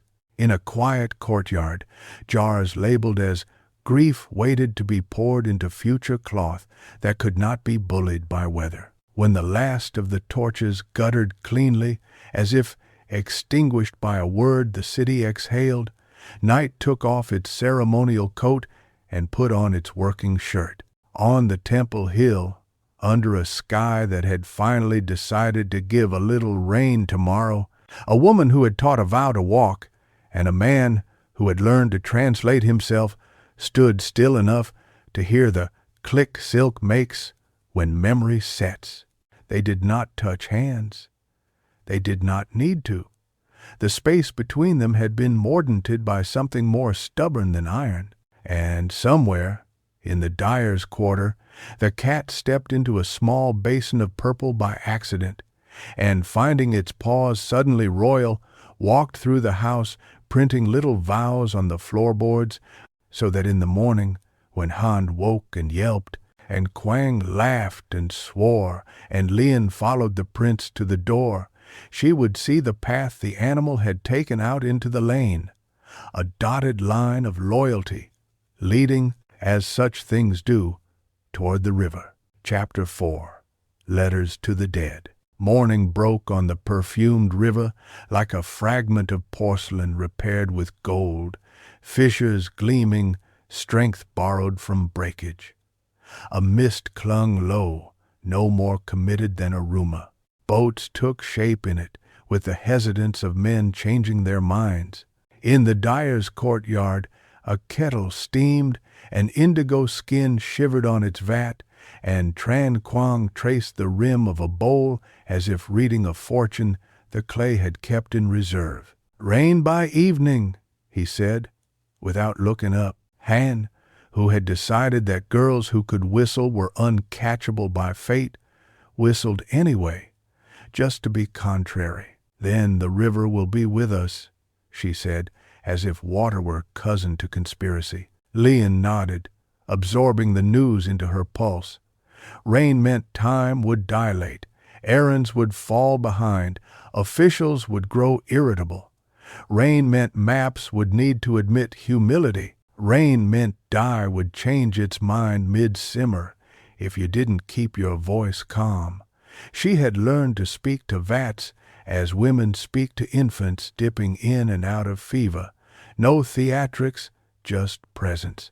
Etienne appeared at the gate with damp hair and deliberate posture, like a messenger who did not intend to alarm anyone. He carried a roll of paper bound with twine and a wooden box that looked as if it had come into the world as a drawer in a different piece of furniture and lost its parent. "I come bearing treason," he announced mildly, which made hand clap and the cat narrow its eyes as if to say, "Don't exaggerate. I saw bigger treasons in the fish market." Kwang took the box, weighed it, and heard within a chime like small coins agreeing with each other. He lifted the lid. Inside, folded into tidy squares and separated by paper that had once been a sermon or a shopping list, lay slips of thin copper, each engraved with a character. The characters were Vietnamese but written with an old scholar's confidence. Alongside them lay a few tags stamped with French words that did not translate themselves easily. "Seals," Etienne said, "and they're twins. One for the governor's office, one for the palace kitchens, one for the city warehouse near the salt market. The rest, drafts, copies. Not perfect. Perfect would be a confession. These will distract men who like to be distracted by wax." Kwang's eyebrows executed a short, impressed dance. "You have been visiting friends who do not fear ink." "I have been visiting enemies who underestimate it," Etienne returned, "and a friend at the archives with a fondness for endings that embarrass beginnings." He set the roll of paper on the table, and this, a tide table with lies so close to truth, even the river will forgive me. If the captain uses it for his barges, he will run aground at the wrong hour in a place where the fishermen have arranged to need to repair their nets all day. "Arranged?" Han echoed, delighted by the idea that nets could be scheduled like theater. "Arranged," he said. "They will discover 6 new holes that day, none of which ever existed, all of which will insist on being mended with the attention of 15 men apiece. And 15! Kwang repeated, tasting the arithmetic of disorder. "We have friends, then. We have debts," Etienne said, "which is another word for friends, if you are careful." He looked at Leon. "I brought something else as well, a letter to the dead." She tilted her head. He reached into his coat and brought out a sheet of vellum covered in his hand. The ink had not bled. He had bitten his pen to keep it from running too quickly. The first line read, "For those who will inherit what we rendered." The second, "We ask forgiveness for the distances we made look smaller, and for the homes we drew without doors." He did not hand it to her.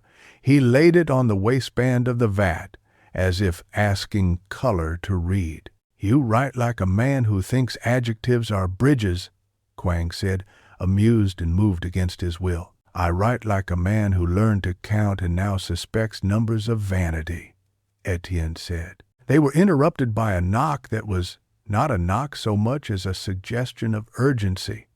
The monk with the patched robe stepped in, shaking rain from his sleeve that did not yet exist. Behind him hovered a boy with a basket of boiled peanuts, which gave the monk's entrance the appearance of domesticity it did not possess. "Two news," the monk said, as if tossing stones into a bowl to count them. one small, the other pretending to be large. Small first, Quang said. Small news allows you to breathe before the large insists. The boy's uncle burned his tongue on a peanut, the monk said gravely. We all suffer when colonels lie about their heat. And the large? Etienne asked, already bracing for the shape of it. The captain is borrowing shackles from the fort, the monk said. No poetry now. He intends to wear them as bracelets around men who like to talk to vats. Silence laid itself down and waited to see if it would be invited to stay. When? Quang asked, in the tone of a man requesting the weather report, nothing more. After midday, before rain remembers itself, the monk said. He looked at the copper slips on the table and raised an eyebrow. You are making friends with metal. We are making manners for it, Lian said, and she tucked one of the seals into the sleeve of her blouse as if it were a talisman that needed warming against skin to work. They set about contingency with the efficiency of people who had been rehearsing it under another name their whole lives. Quang wrote, on the tidy slips of cheap paper he used for shopping lists, the names of things that could be hidden and the names of places that volunteered to hold. The rafters, the wall, the potter's kiln, which disguised contraband as temperature, the neighbor's well cover, under which small jars could nest like frogs. He chose which bolts could be sacrificed to delay, which could be rolled into a bundle that would look like a mattress in the back of a cart and, if asked, would be a mattress. He chose which of his own sentences, should men with rooms and boots insist, could be misquoted to advantage. Pan took to her task with relish. If they ask me where the alum is, she said, I will say, inside rice cakes. And if they ask where the rice cakes are, I will say, inside us. And if they say, open your mouth, I will say, our customs forbid this intimacy with strangers. Braid, your customs forbid intimacy with anyone, Quang said, but he was smiling. Where will we put the iron? Etienne asked. On the roof, Lian said immediately. Men do not look up unless the sky addresses them by name. Wrap it in straw, call it nesting for hens. And if they hear the hens, the monk asked, we will let the cat conduct an interview with reality, she said. They moved like a chorus that had decided to improvise with confidence. Etienne climbed the ladder with bundles of the iron salt, each packet no heavier than a pocketful of poor choices. He tucked them into the roof's edge, where birds like to begin their declarations. Quang and the monk who, it turned out, knew how to move heavy objects while making them look light, scooted the jars of alum into the kiln's shadow, and built around them a shape that suggested yesterday's pottery had not finished its business.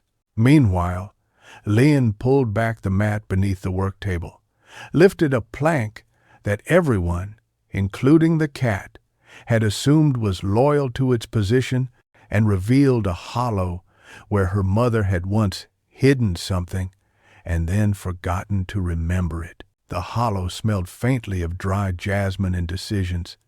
Into it she slid a small wrapped packet of purple powder, the kind you make only when you think you might need to die with a memory rather than a vat. By late morning, the courtyard had returned to a version of itself a nosy stranger could accept. The seals were gone from sight. The letter to the dead had been weighted with a stone beside the indigo vat, as if to teach it the importance of gravity. The cat had forgiven the tins of iron for claiming the roof, and was now attempting to build an intellectual relationship with a dragonfly. The sky gathered itself, uncertain whether to make good on Quang's weather. The requisition party did not come. Instead, a runner arrived from the palace in sandals that had spent the week carrying sentences heavier than their straps. He bowed and presented a note sealed with Kyo Trin's modest crest. Kwang held it without opening for a heartbeat longer than was sensible, as if the paper itself were a person to be greeted properly. When he unfolded it, he read in a voice that made even the neighbor's onions want to listen. The governor has found a fire to blame on lanterns and a flood to blame on monks. He will blame indigo next. The warehouses on South Quay are to be emptied under the pretense of making room for emergency supplies. In fact, they will experience an emergency, one engineered by arithmetic. If your jars could decide to visit the houses of your cousins in Jiahui by night, the river will help them remember their cousins' names. If your jars cannot, then send me a list of what should be counted as broken tomorrow. I will miscount. KT. I will miscount, Han repeated, savoring the way the statement tasted like both humor and ferocity.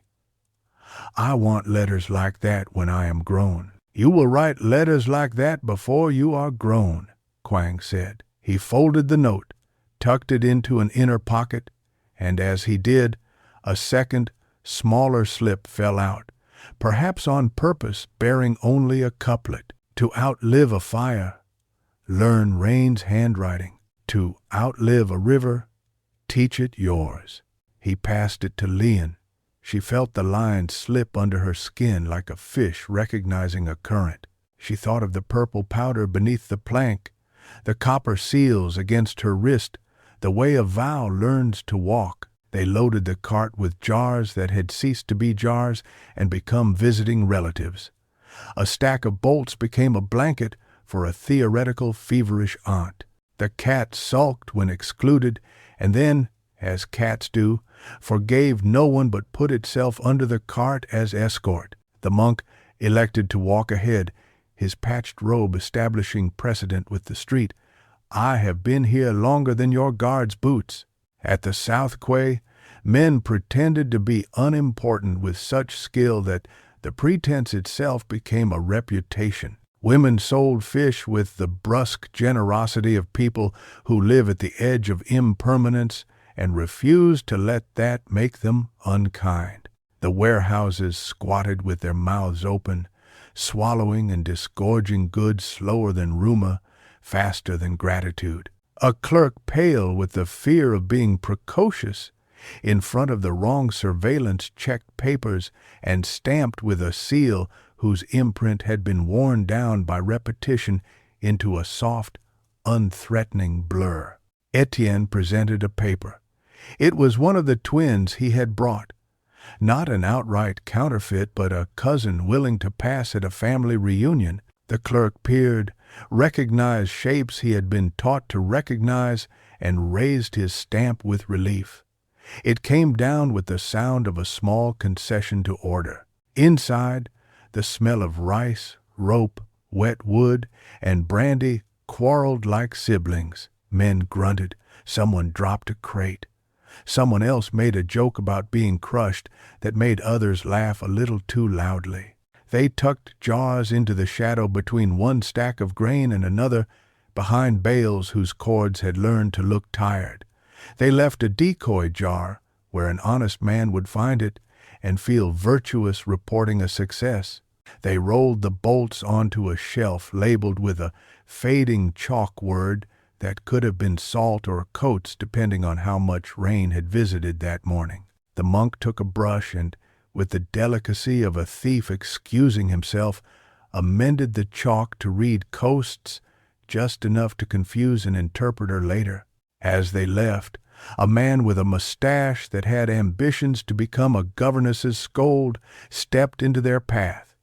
His boots were new enough to squeak. He looked at the cart, at the cat, at the monk's robe, with the rudeness of a man who thinks observation is a form of ownership. Papers, he said, and Etienne provided another cousin, this one a little less confident because its lineage had been invented. The man sniffed it as if scent were part of his training. He returned it with disappointment. It had not failed him loudly enough to make his day worthwhile.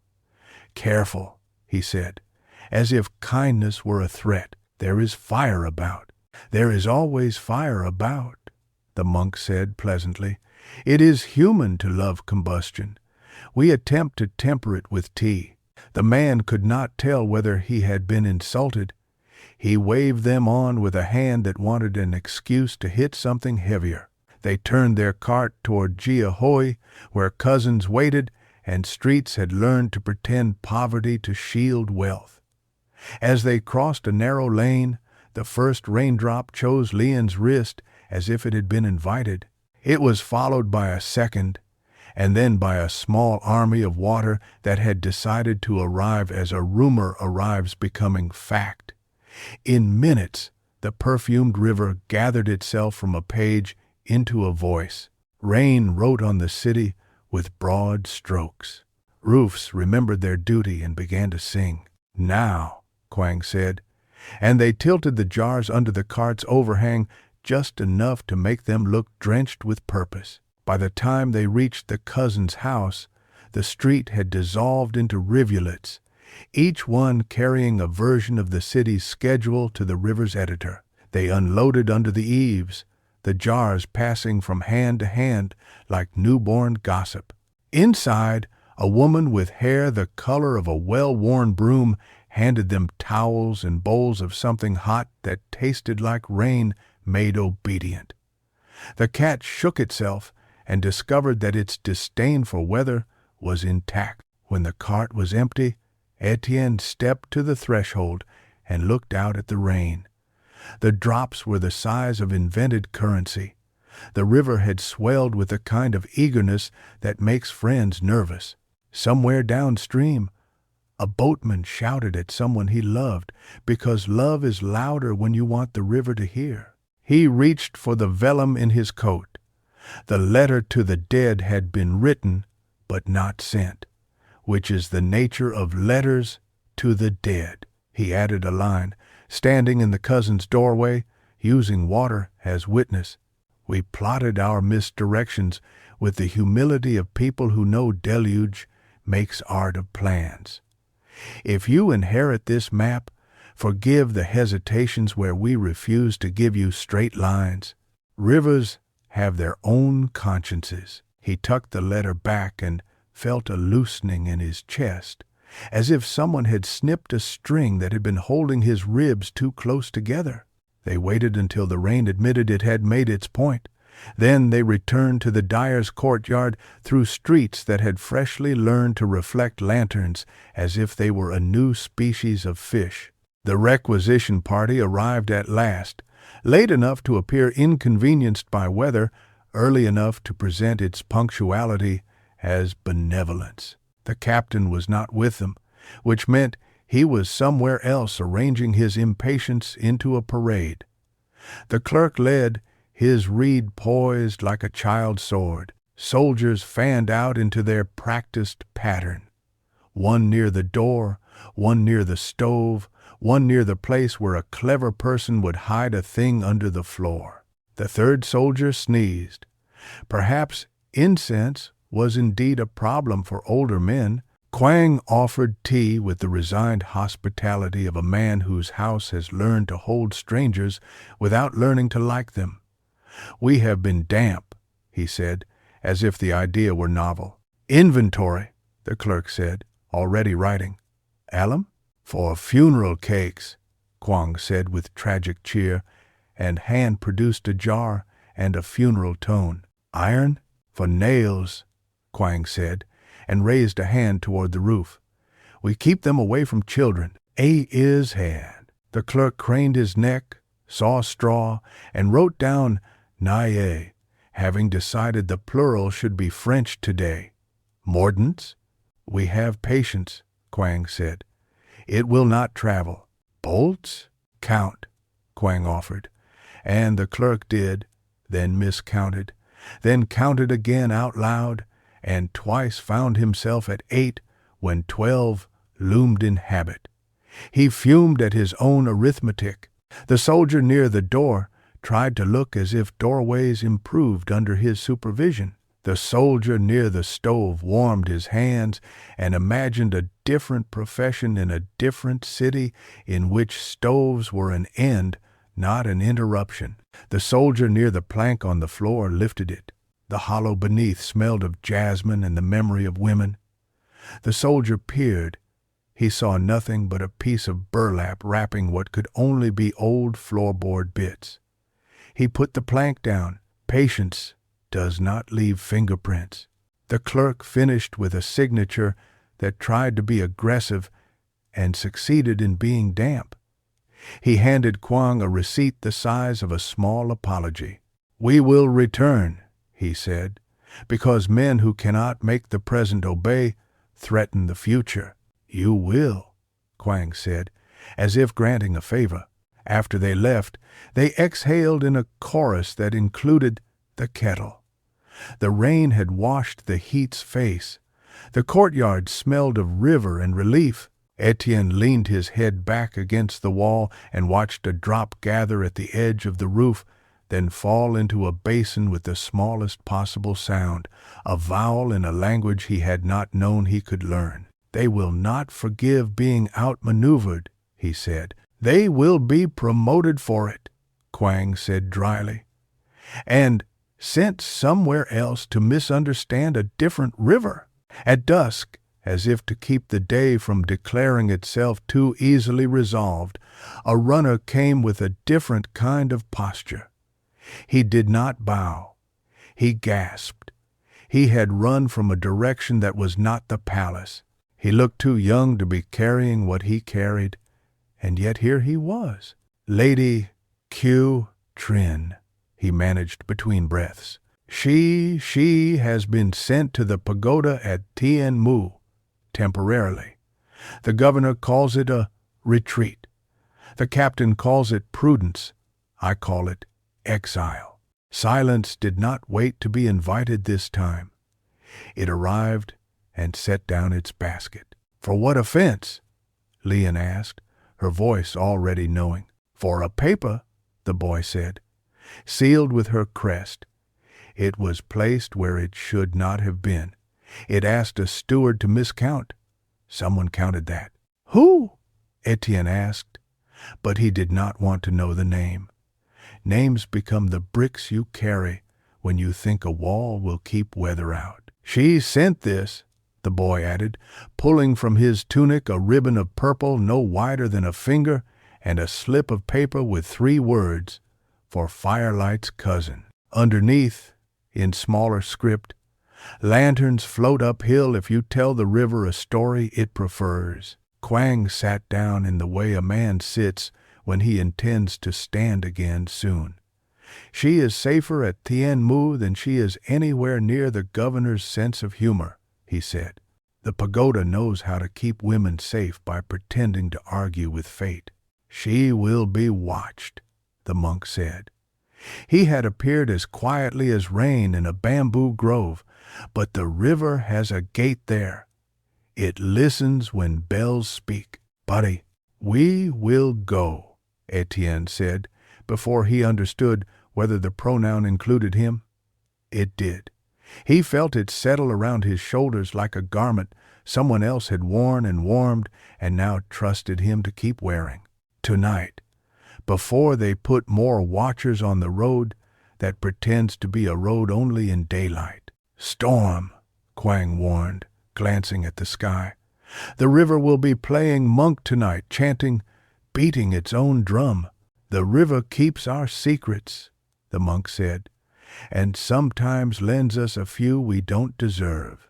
They set out under cloud that had decided to keep its counsel. The road to Tien Mu stitched the city to the hill with threads of mud and rumor. Rain returned in a pattern that felt like deliberate punctuation.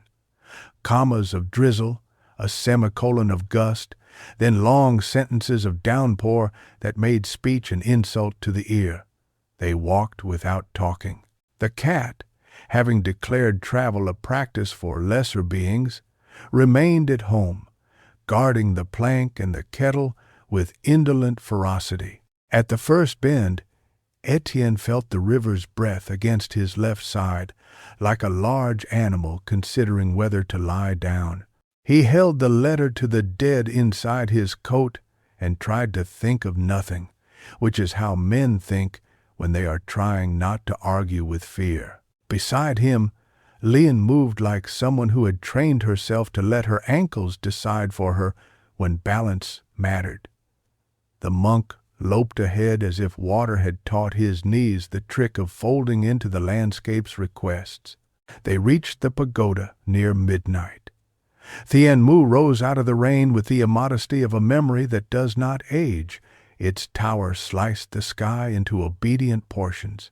Bells hummed deep in their bronze, as if testing their throats. From within, a light not unlike the light inside a fruit leaked out and made the rain attentive. 2 novices appeared, their heads wet with sincerity, and bowed. Behind them, a woman with a veil that pretended to be a hat stepped forward. Qiu Trin's eyes were the same in exile as in a palace, perhaps a fraction freer. The way a hand unclenches when it learns a door is lighter than it looks. "You came," she said, and the sentence forgave them for everything they had not yet done. "You asked," Quang said. "Men do not always hear when I ask," she said, smiling without bitterness. She led them into a small chamber where the walls smelled of ink, tea, and humility. The floor had been swept the way you sweep when you are convincing yourself that the limits of a room are temporary. She gestured to a low table on which a strip of purple had been laid as if to instruct the air in elegant endurance. "They sent me to be quiet," she said, sitting. "And so I wrote 2 poems before breakfast." "Lanterns that float uphill," Lian said softly, offering the slip of paper back to its maker as if restoring a bird to a branch. "It is something my grandmother said," Qiu Trin replied, "to remind us that some things move against the story if you tell the story well." She looked at Etienne. "You made a different kind of story today." "I made the captain's arithmetic clumsy," he said, "and the confession felt like a prayer because it was addressed to someone who might understand mercy as a form of precision." "Good," she said. "Clumsy men drop sharp things." Then her face changed, and the change was the luxury of someone who did not have to rehearse expressions to be believed. "But listen, the governor will send a formal new decree tomorrow, blaming monks in indigo and women who laugh at torches. He will suggest that certain trades be consolidated under his office for their own safety. He will request your VAT as if it were a favor to you. He will have a draft that uses the word temporary with a straight face." "And after temporary?" Quang asked. "After temporary, a warehouse on South Quay will accommodate your loyalty until it is tired," she said. "And loyalty, unlike indigo, cannot be breathed back to life." "What do you suggest?" Etienne asked, and felt the strangeness of asking a court lady for a plan that involved mud. "Do what women do," Qiu Trin said. "Move house at midnight. Keep your door. Change its address. Bring 1 VAT if you can. Leave a ghost behind. I will feed the ghost with paper for a week." She tapped the purple with a fingertip. "Bring this. The river knows how to carry vows." They looked at one another, measuring the weight of the suggestion. "Move house." It was a sentence that did not fit easily into the mouth, but the teeth understood it. "We will float a vat?" Han blurted into the silence, appalled and thrilled. "We will roll it to the alley and curse enough for neighbors to think we are making theater," Quang said. "We will slide it onto a raft that looks like a pile of broken baskets. We will ask men who hate the governor's arithmetic to hate gravity for an hour." "And if we are seen?" Etienne asked. "We will be seen," the monk said. "But in this rain, Eyes will belong to people who prefer not to remember what they saw tomorrow. They did not sleep. Dawn unstitched from the night while they gathered rope, lashed hope to bamboo, bribed a pair of boatmen with rice wine and the promise of future mischief. The river, having had the vanity of swelling a little, agreed to carry weight if asked politely. They rolled the vat, grunting in that disciplined way dyers learn, because cloth listens to the sounds you make and decides whether to behave. The neighbors leaned out under hats and gave commentary. The commentary made it into a street play that would be retold as comedy if successful and as tragedy if not. Either way, it would be good theater. The raft took the vat the way an old aunt takes a tired child, with apparent reluctance and a small secret pride. They poled off. Etienne and the monk walked along the bank, ready to argue with ropes. Quang steadied the vat and muttered a prayer that he disguised as a curse. Lien balanced on the raft's edge with the ease of a woman who had grown up with both water and consequences. Rain, moved by the sight of them, intensified out of respect. Mid-river, the current tried to remind them who employed whom. The boat dipped, the vat tilted, a rope slipped. Etienne lunged to catch it, felt the lurch of gravity turning into narrative, and went into the water with the uncomplicated surprise of a man who had always respected water and had never offered it his entire body at once. The river was not cold, it was insistent. It filled his ears with the sound of everyone else's errands. It pressed the letter to the dead against his chest as if to claim co-authorship.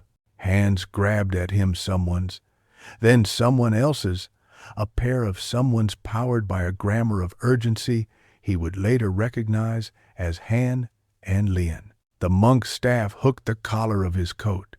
Quang's curse became a rope. He came up like a vase retrieved by cousins from the bottom of a well. He coughed the river out and laughed, because men laugh when they pretend not to have met an edge. "Apologies," he said. "I mistook the river for a page." "The river forgives you when you are funny," the monk said. "Do not rely on it." "Hold," Quang said, and they did, in every sense of the word. The raft righted itself with the resignation of an elder. The vat agreed to behave in exchange for future songs. The current accepted being argued with. They poled on. At a bend where a banyan had put its roots down like a formidable ant staking claim, they turned into a narrow canal that wore water hyacinth like an old coat. The cousins' courtyard in Jia Hoi opened to receive contraband hospitality. Men who had spent their morning pretending to untangle their nets from holes that had never existed, silently welcomed the spectacle of a vat emerging from rain in a raft and gave it the applause of muscles, not clapping, but participating. They rolled the vat into a new corner under a new roof that smelled of someone else's tea. It looked smaller there, as things do when their context changes to safety. By noon, the raft had gone back to pretending to be a pile of broken baskets. The neighbor who liked to name cats named it Miracle. The vat sat with dignity and let a novice from Tien Mu lay a hand on its rim, as if conferring a blessing backward. From the pagoda, a bell spoke 3 times in weather the bell had not been designed for. The sound carried as if it had been mordanted to air. They left a ghost behind, as Q Trin had instructed, a hollow vat in the old courtyard, covered with cloth that released a persuasive steam. The requisition party would come and find it and sign a paper and declare victory and return to the captain with good posture. The ghost would be fed for a week with hot water and bitter leaves that stained like work. The cat, bribed with fish and an appeal to its sense of theater, agreed not to sleep on the ghost in daylight. Afternoon arrived with the governor's decree. A boy with legs like questions pinned to the message board near the market gate a sheet that announced, in a hand trained to sound like law, that certain industries would be protected by consolidation for the duration of the emergency, which would last until it didn't. There would be permits. There would be inspections. There would be gratitude collected in jars stamped with the governor's crest. By evening, the city knew everything and believed half. By night, stories had replaced half with the other half, and belief had rediscovered itself under lanterns. In the dyer's new corner in Jiahui, Kwang sat with his back against the vat and felt the way a thing breathes when it is safe enough to exhale. He dozed with his mouth open in the unhandsome, honest way of men who have extended their strength exactly to its edge. Lian stood in the doorway and watched the rain take a breath before deciding whether to continue. Etienne joined her. The river dried from his hair, but not yet from his bones. He handed her the letter to the dead. "Read?" he asked. Shy because he had not been shy for so long, he had forgotten how to carry it without spilling.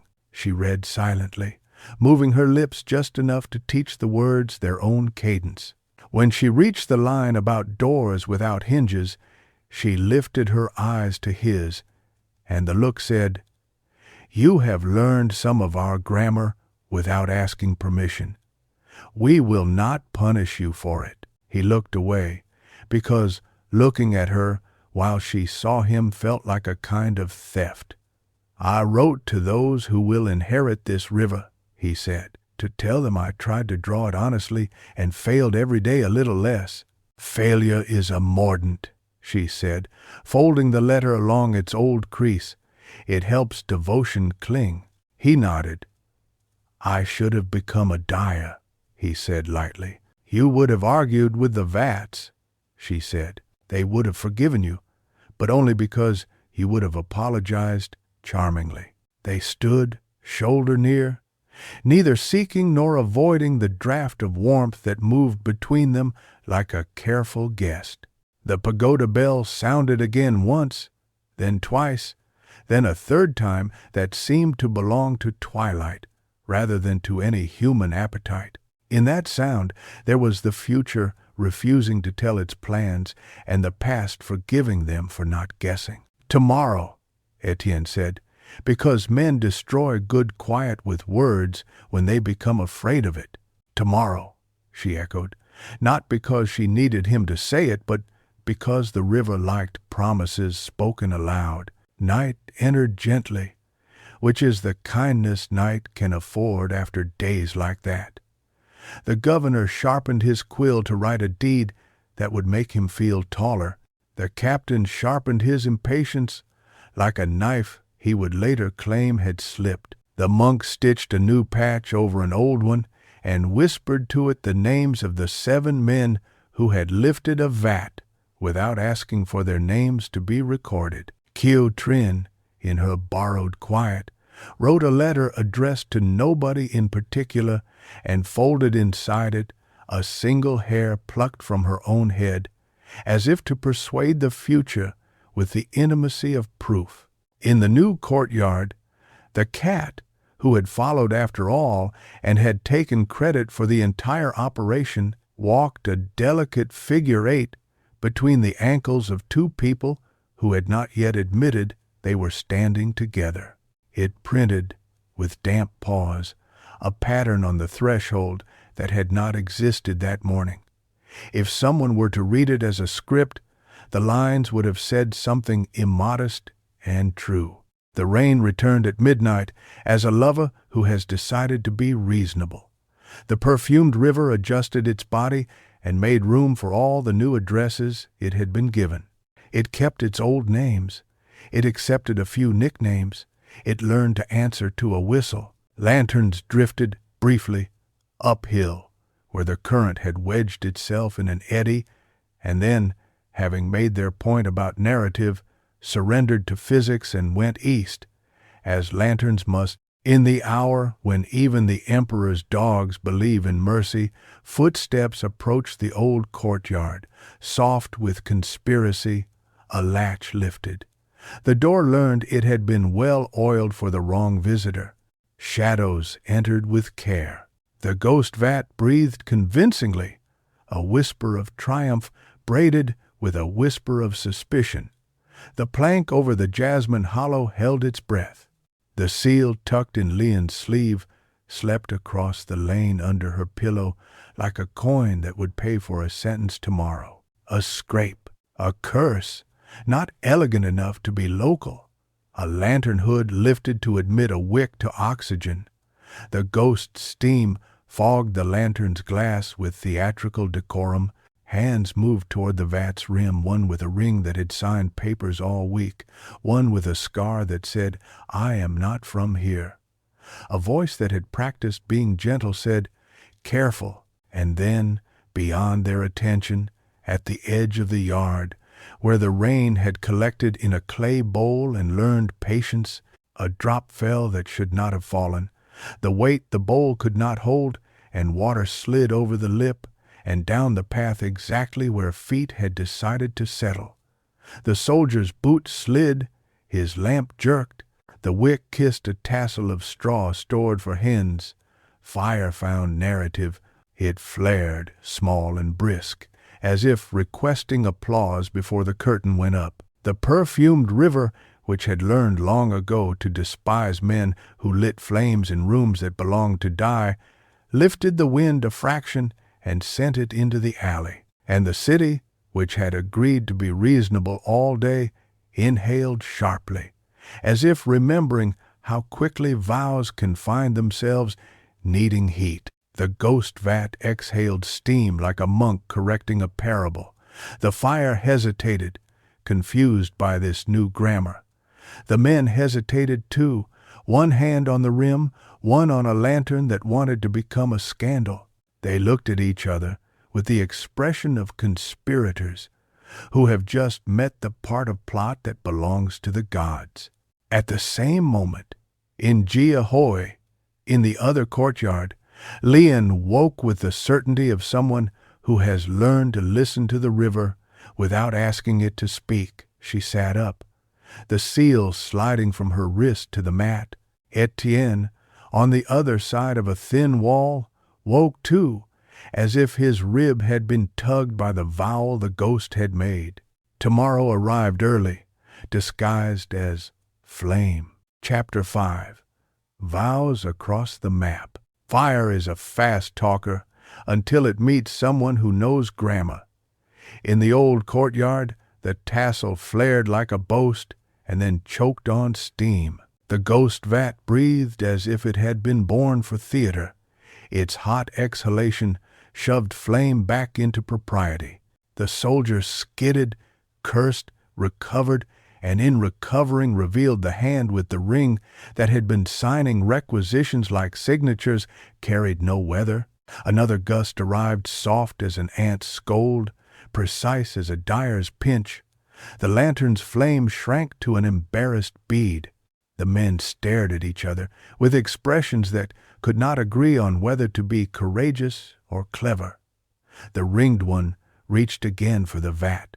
The other, the scarred one, hesitated and then whispered, "Leave it. It's wrong." "Wrong?" The first sneered, trying to herd his fear into contempt. "It's a pot. It breathes," the other said, retreating half a step. From the alley's mouth, a cat announced itself with a single declarative yowl, the kind that punctures pride. The ringed man swore at superstition, lifted the plank as if any wooden truth could save his evening, found nothing but burlap-wrapped patience, and dropped it with a clatter that sounded like a verdict. He snatched the lantern, knocked his shin on a bucket, swore at furniture now, and fled, dragging the scarred man with him. Their retreat left behind the smell of singed straw, the shape of a near story, and the peculiar silence of a courtyard that had defended itself. In Giahoy, the same silence arrived 2 heartbeats later, like a messenger who has run between rooms without changing his sandals. Leon stood in the doorway, listening to a absence she recognized. Etienne stepped out, hair askew, letter to the dead folded in his fist as if paper could be a weapon when what one really needed was breath. "Fire," he asked, and the word itself tasted like smoke. "It tried to introduce itself," she said. The ghost knew its lines. He exhaled. The rain, opportunist and ally, redoubled. From the pagoda on the hill, a bell sounded a note that had the shape of a palm pressed against a cheek. Morning smuggled itself into the city by way of gutters and courtyards. News followed the usual channels. Fish sellers, barbers, a grandmother who owned the corner where two lanes agreed to meet. The tale grew small additions. A lantern lifted itself. A cat put a paw on the wick. A monk blew once with such accuracy the flame remembered childhood and went to bed. The governor's men pretended boredom. The captain maintained that discipline prevented accidents, and therefore this had been an act of undiscipline, and therefore someone else's fault. He ordered more torches. At Thien Mu, Q Trin sat by a window that framed a piece of river the way a painter frames an apology. She wrote a note on paper as quiet as a secret and sealed it, not with her crest, too watched now, but with a smear of violet that would mean nothing to a clerk and everything to a dyer. A novice carried it down the hill like a pebble in his palm, which is how revolutions travel when they intend to last. By midday, the decree appeared. The board at the market gate wore it like a new scar. By order of His Excellency the Governor, and in consultation with officers responsible for transport and public safety, the following trades shall be consolidated under the protection of the Governor's office for the duration of the emergency: indigo preparation, rope making, paper production for official purposes, lacquer work for public installations. Owners shall inventory and present their materials within 3 days. Noncompliance will be understood as an impediment to safety. Underneath, a clerk with tired handwriting had added, as if to save his own soul, 3 words: by temporary measure. "What is the opposite of temporary?" Han asked, reading aloud and making a face. "Memory," Quang said. "And sometimes rain." They set about living. The vat in Jiahui learned its new address. The ghost in the old courtyard kept its appointment with steam and sighs. Customers who understood the value of ambiguity came to the new door through alleys that preferred not to have names. The palace sent for the remaining bolts by way of cousins and questions. One morning, a covered palanquin stopped at the lane's mouth, and a hand slipped out, pale as a promise, and accepted a wrapped length of purple with a squeeze that felt like gratitude signed with fingers. The captain, denied indigo and confronted with wet arithmetic every time he tried to arrange a barge, moved on to easier prey: rope, nails, paper. The rope makers argued in knots. The nail sellers argued in rust. The paper maker wrote a treatise on the impossibility of dryness in a monsoon and let it be mislaid on the captain's desk, where it bled humor into ink until the edges curled. It could not last. Nothing elegant does, not when clumsy men insist on walking through the room. On the 6th day after the decree, with the rains pretending rest and the air heavy with a patience that threatened to break its own back, the captain came himself to the dyer's old door. He wore clean boots as if to offend soil. He smelled of brandy and ambition. He did not knock.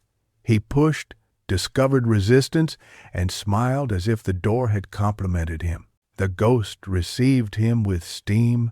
The captain walked the perimeter like a cat who has decided to respect chairs. He stopped at the vat and laid his palm on the rim.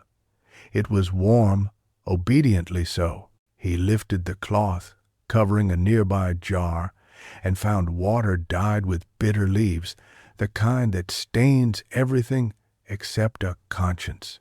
He put the cloth back with the delicacy of a man washing his hands before indulging in a public sin. He nodded to his clerk. "Inventory," he said. "List indigo, mordants, any color that stains pride."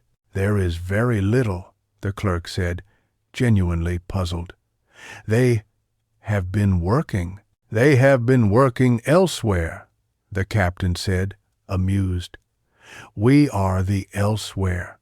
Endinar. He left, satisfied with his own line.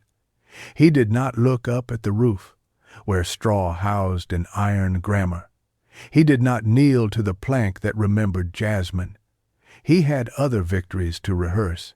That evening a different knock came 3 times, the second softer, the third like a period.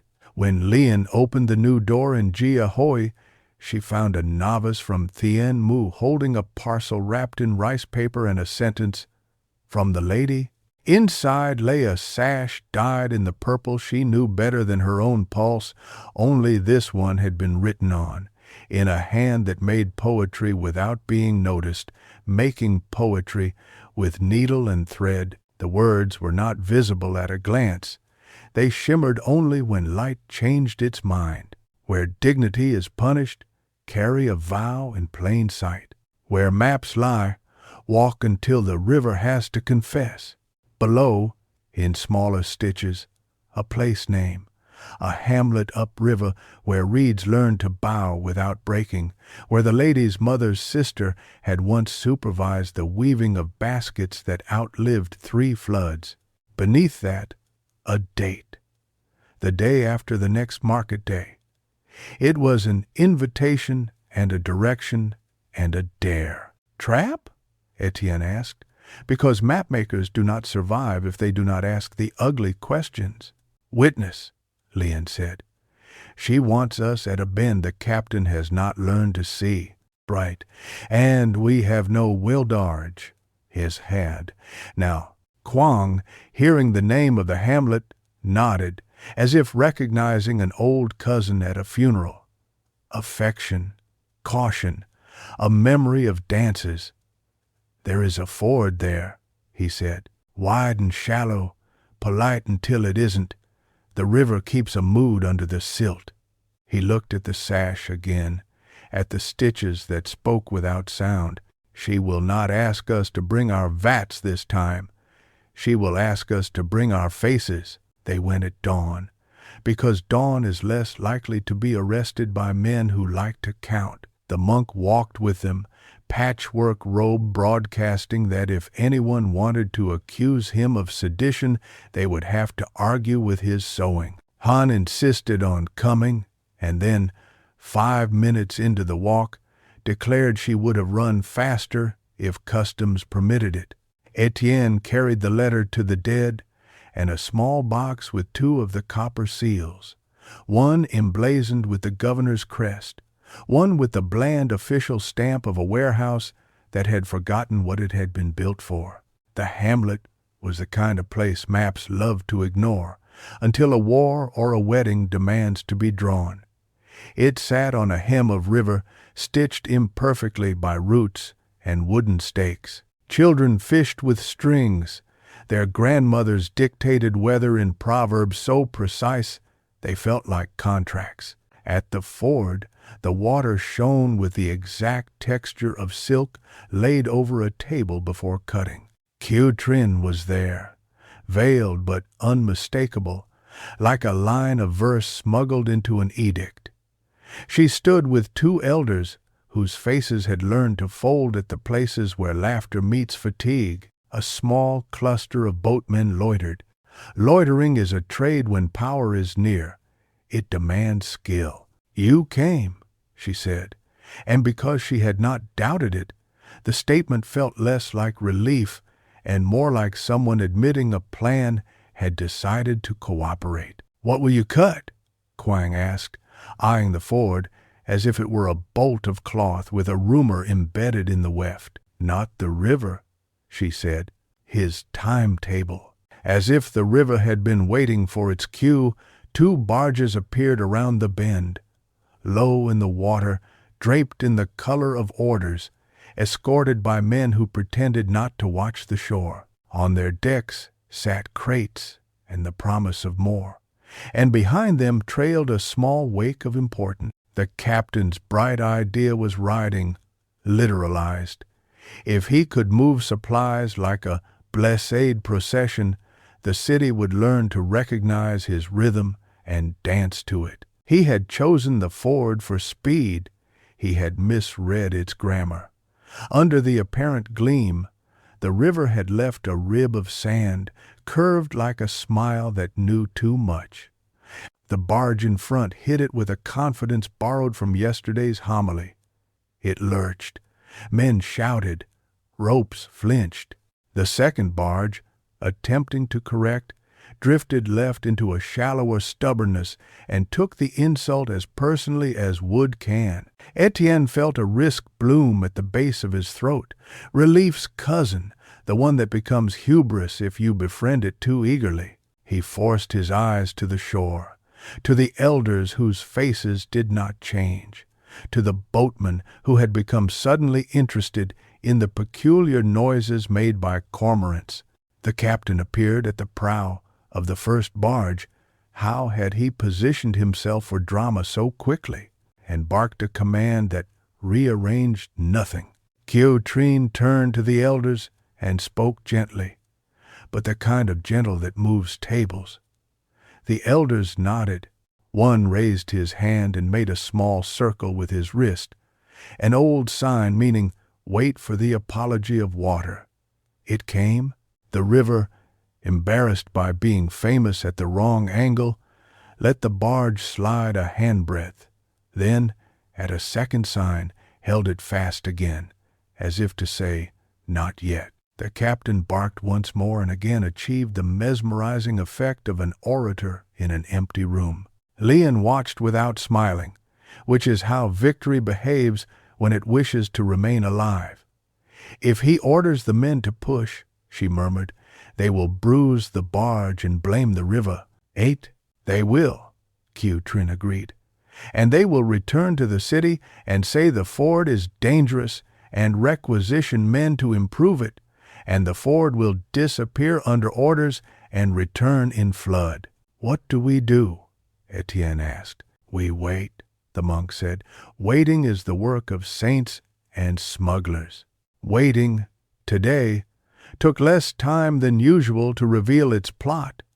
A courier galloped along the bank, his hat askew with urgency. He skidded to a stop near the captain. How do horses learn to know who commands a narrative?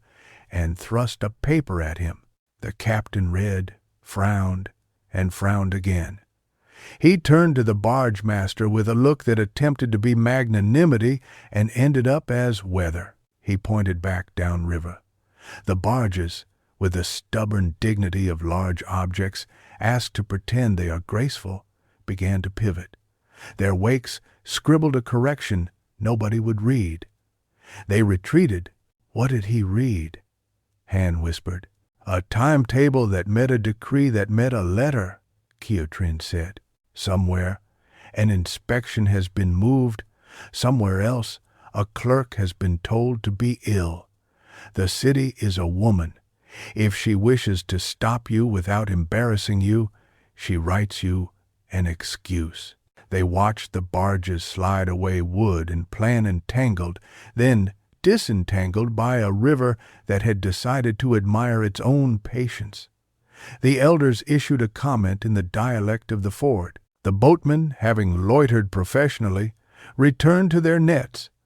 A child fell in and came up laughing, because children know what water is for. Heroine turned to them.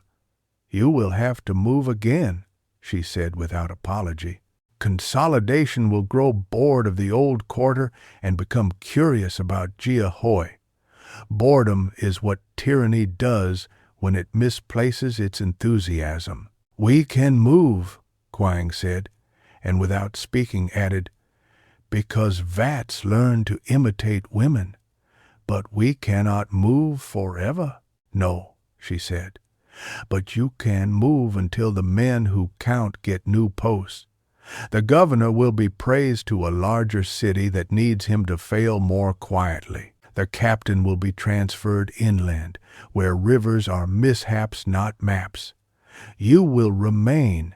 Your daughters will take your vats and put them down where grandchildren will call the place obvious. And you? Etienne asked, without prematurely naming the you he meant, the woman with the eyes, the friend, the architect of moments. I will be invited back when someone needs a woman to tie an inconvenient ribbon elegantly, she said. I will come back when it amuses me. Her smile was not kind and not unkind. It was accurate. Before I do, I would like to lend you something. She produced from her sleeve a small packet of dried blossoms, faded but honorable. My grandmother called this Rain's handwriting. Crush a pinch into a vat when you are scared. It will remind the water you are a cousin. Leon accepted the packet as one accepts a relic, not because of superstition, but because gratitude likes objects. You put words into cloth, she said. We will not let them be translated badly, nor will you let yourselves, Q Trin returned. She inclined her head to Quang with the respect one gives a profession, and to the monk with the respect one gives catastrophe survivors, and to Han with the respect one gives to joy when it presents itself with teeth. Then she faced Etienne. You carry letters to the dead like penance, she said. Stop. Carry them like gifts. He opened his mouth to defend or diminish himself, and found instead that his hand moved more quickly than his tongue. He took the folded vellum from his coat and offered it. She did not read it. She pressed it to her forehead and passed it to the monk, who passed it to Quang, who passed it back to Leon, who held it as if it were a bolt of a different kind. Now it belongs to the river, Q Trin said. It will carry it when you forget to. They parted at the ford, as people part in a city that refuses climaxes because it has learned the luxury of continuance. The lady went back to her exile that was not quite exile. The elders returned to watching a bend they had married in their youth. The boatmen made their nets remember fish, and the dyer's father, daughter, cousin adopted foreign complication, and monk walked back along the bank with the gait of people who had been given explicit permission by the future to arrive. That night, the new courtyard in Jiahui welcomed more hands than it had space for. The potter brought cups he had fired with an impatience he apologized to. The paper-maker brought sheets imperfect enough to be trustworthy. The rope-maker brought a coil that would not sulk in rain. They ate noodles in a hurry that felt celebratory and practical. They planned another move 3 lanes north, near a garden that pretended to be a wild field. They rehearsed nothing, because rehearsals attract attention. Later, when the last bowl had asserted its emptiness, and laughter had exhausted its better stories, and the cat had decided to forgive everyone for the day's mismanagement of food, Etienne and Leon stood at the threshold again. He could feel the letter's absence from his coat like a pulled tooth. He could feel its presence in the room like a new shelf. "Will you stay?" she asked. Not coyly, not urgently curious, the way one asks a color what it intends to do under winter light. "I was sent to draw the river," he said. "I have drawn it badly enough to be proud. My captain will replace me with a man who draws faster and more obediently. He will assign me to a road that behaves like a road, or to a place where men prefer their maps to be straight, even when the world is not. If I stay, I will be a man without a crest. If I go, I will be a man without a grammar. Stay," she said, as someone without a grammar who is learning one. Or go as someone who will not let maps lie easily anymore. Both are vows. He laughed softly. You give me sentences that forgive the men I have been. You gave me a word that taught me how to explain devotion, she said. Mordant, I will hang it over my children's beds. He was paid from Asman Aoa, a deidad of Homa, plural, he said, and the word came out like a wish he had no right to make. Plural, she returned, lightly, an invitation to time. From the pagoda, a bell shifted into a pattern that meant night was old enough to be trusted with secrets. In the governor's residence, a lamp burned over parchment, where a man practiced writing his own promotion. In a barracks, a captain sharpened a new timetable on which no river would be allowed to make jokes. In a quiet room at the palace, a woman unpinned her hair and read a poem stitched onto a sash by someone no clerk could accuse of treason because the thread was too fine to indict. In the courtyard, the indigo vat from Gia-Hoi exhaled. Water took the dried blossoms and translated them into patience. Patience learned a trick from rain. Kwang ran his hand along the rim and felt the way time collects there, like salt on a stone where the sea has been faithful. He glanced at the cat, who had chosen the new address with admirable arbitrariness, and said, You will be remembered as a witness who ate well. The cat blinked and cleaned a paw as if to say, Finally, you understand my work. Days arranged themselves, as days do when drama has refused them a last act. The governor's decree spawned papers, and papers spawned countersigns, and countersigns birthed errands. The city grew bored of being frightened and returned to the business of being articulate. The requisition riders diminished. The captain was spotted twice on the road west, wearing the expression of a man sent to instruct fields in obedience. He did not wave. The monk added 2 patches to his robe and a proverb to his repertoire. The fastest rebellion is a well-timed harvest. There were weddings that had nothing to do with treaties. There were funerals that had everything to do with love. There were days the river refused to remember anyone's name and sulked under clouds.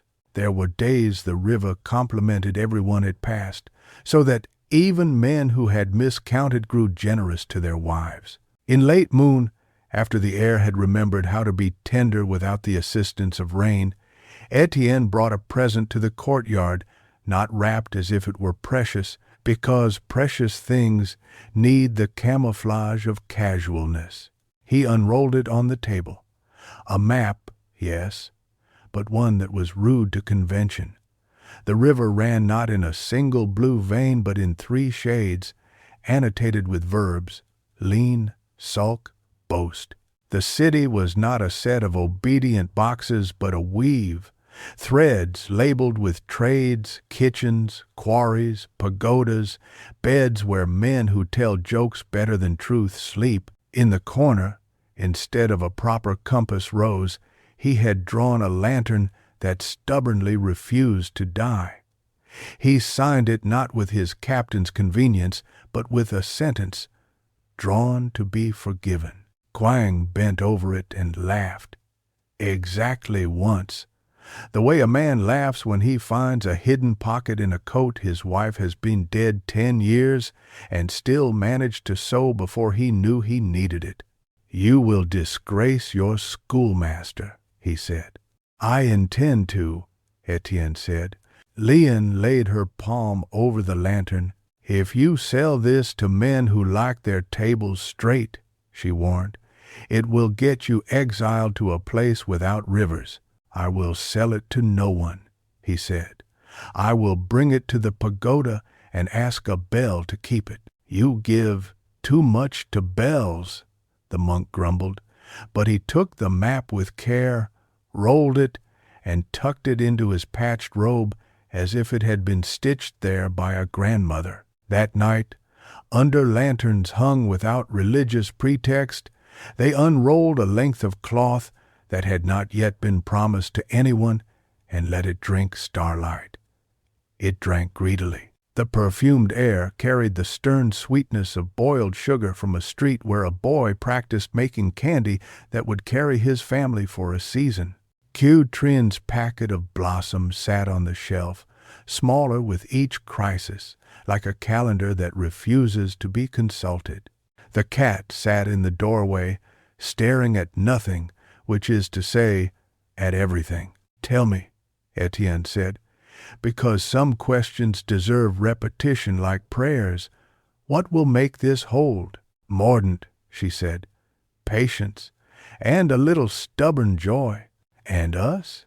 he asked, because if he didn't say it now, he would be a map that lied about its scale. She did not turn. She let the cloth sit across her forearms and feel the temperature of 2 lives. "We will not flinch," she said. "We will choose where to be counted and where to refuse. We will write to the dead and to the unborn and to each other with color. We will be a vow that knows how to walk." He closed his eyes because sometimes sight steals courage from hearing. "Then I vow," he said softly, properly, as if Trin's needles had stitched the sentence along his ribs, "to learn your grammar until my tongue forgets how to lie about rivers." "And I vow," she answered, "to make colors that do not betray you, even when men insist on carrying torches." They did not kiss. They let the air be the translator. It was better at it than either of them. Somewhere a bell agreed. The perfumed river, which had watched emperors edit fate and fishermen outwit law and widows outlast both, rolled over and offered the city its cooler side. It remembered the lantern that had refused to die, and the scar that learned to deepen into a smile, and the girl whose hands had mordanted more than silk. It remembered a map that apologized in a corner, and a sash that whispered instructions to a ford. It remembered how a vat floats when cousins and rope sing the same note, and how a cat may save a sentence. It would forget the governor's decree. Paper mildews, wax breaks. The words men write to make themselves taller do not weigh enough to sink into memory. It would remember the taste of Rain's handwriting in a vat, the way indigo forgives, the way purple keeps a vow without needing applause. And if, years later, a child asked why the cat had purple on its paws in an old story that grandmothers told when the monsoon made the house a drum, the grandmother would laugh and say, "Because it walked through a promise." That is how cats learn to become history. At dawn, after vows and maps and miscounts had all gone to bed, the courtyard filled with the first quiet of a day that has not yet met indignity. The cloth lifted on the line as if listening for a bell. The cat followed a fly with the seriousness of a general. The monk boiled water into tea that tasted like listening. Kwang hummed a song his wife had taught him in a kitchen where windows were made of air. Han practiced her alphabetical insults against tyranny and then laughed, pleased with their speed. Lien placed the purple, this new purple forged from Rain's handwriting, and a woman's patience over her shoulder, and stepped to the pier at the canal where the river borrowed itself into their lane. Etienne stood beside her with empty hands, which are sometimes a man's best offering. They looked east. The water carried small houses of paper where children had hidden pebbles to make them stubborn. One lantern, patched in 3 places, persisted in its ridiculous pilgrimage. "No one remembers who first taught the water to keep secrets," she said, smiling at the sentence her city had taught its children. "The water remembers," he said, "and now so do we." They set the cloth to the breeze. It trembled, vowed, learned the grammar of mourning, and held.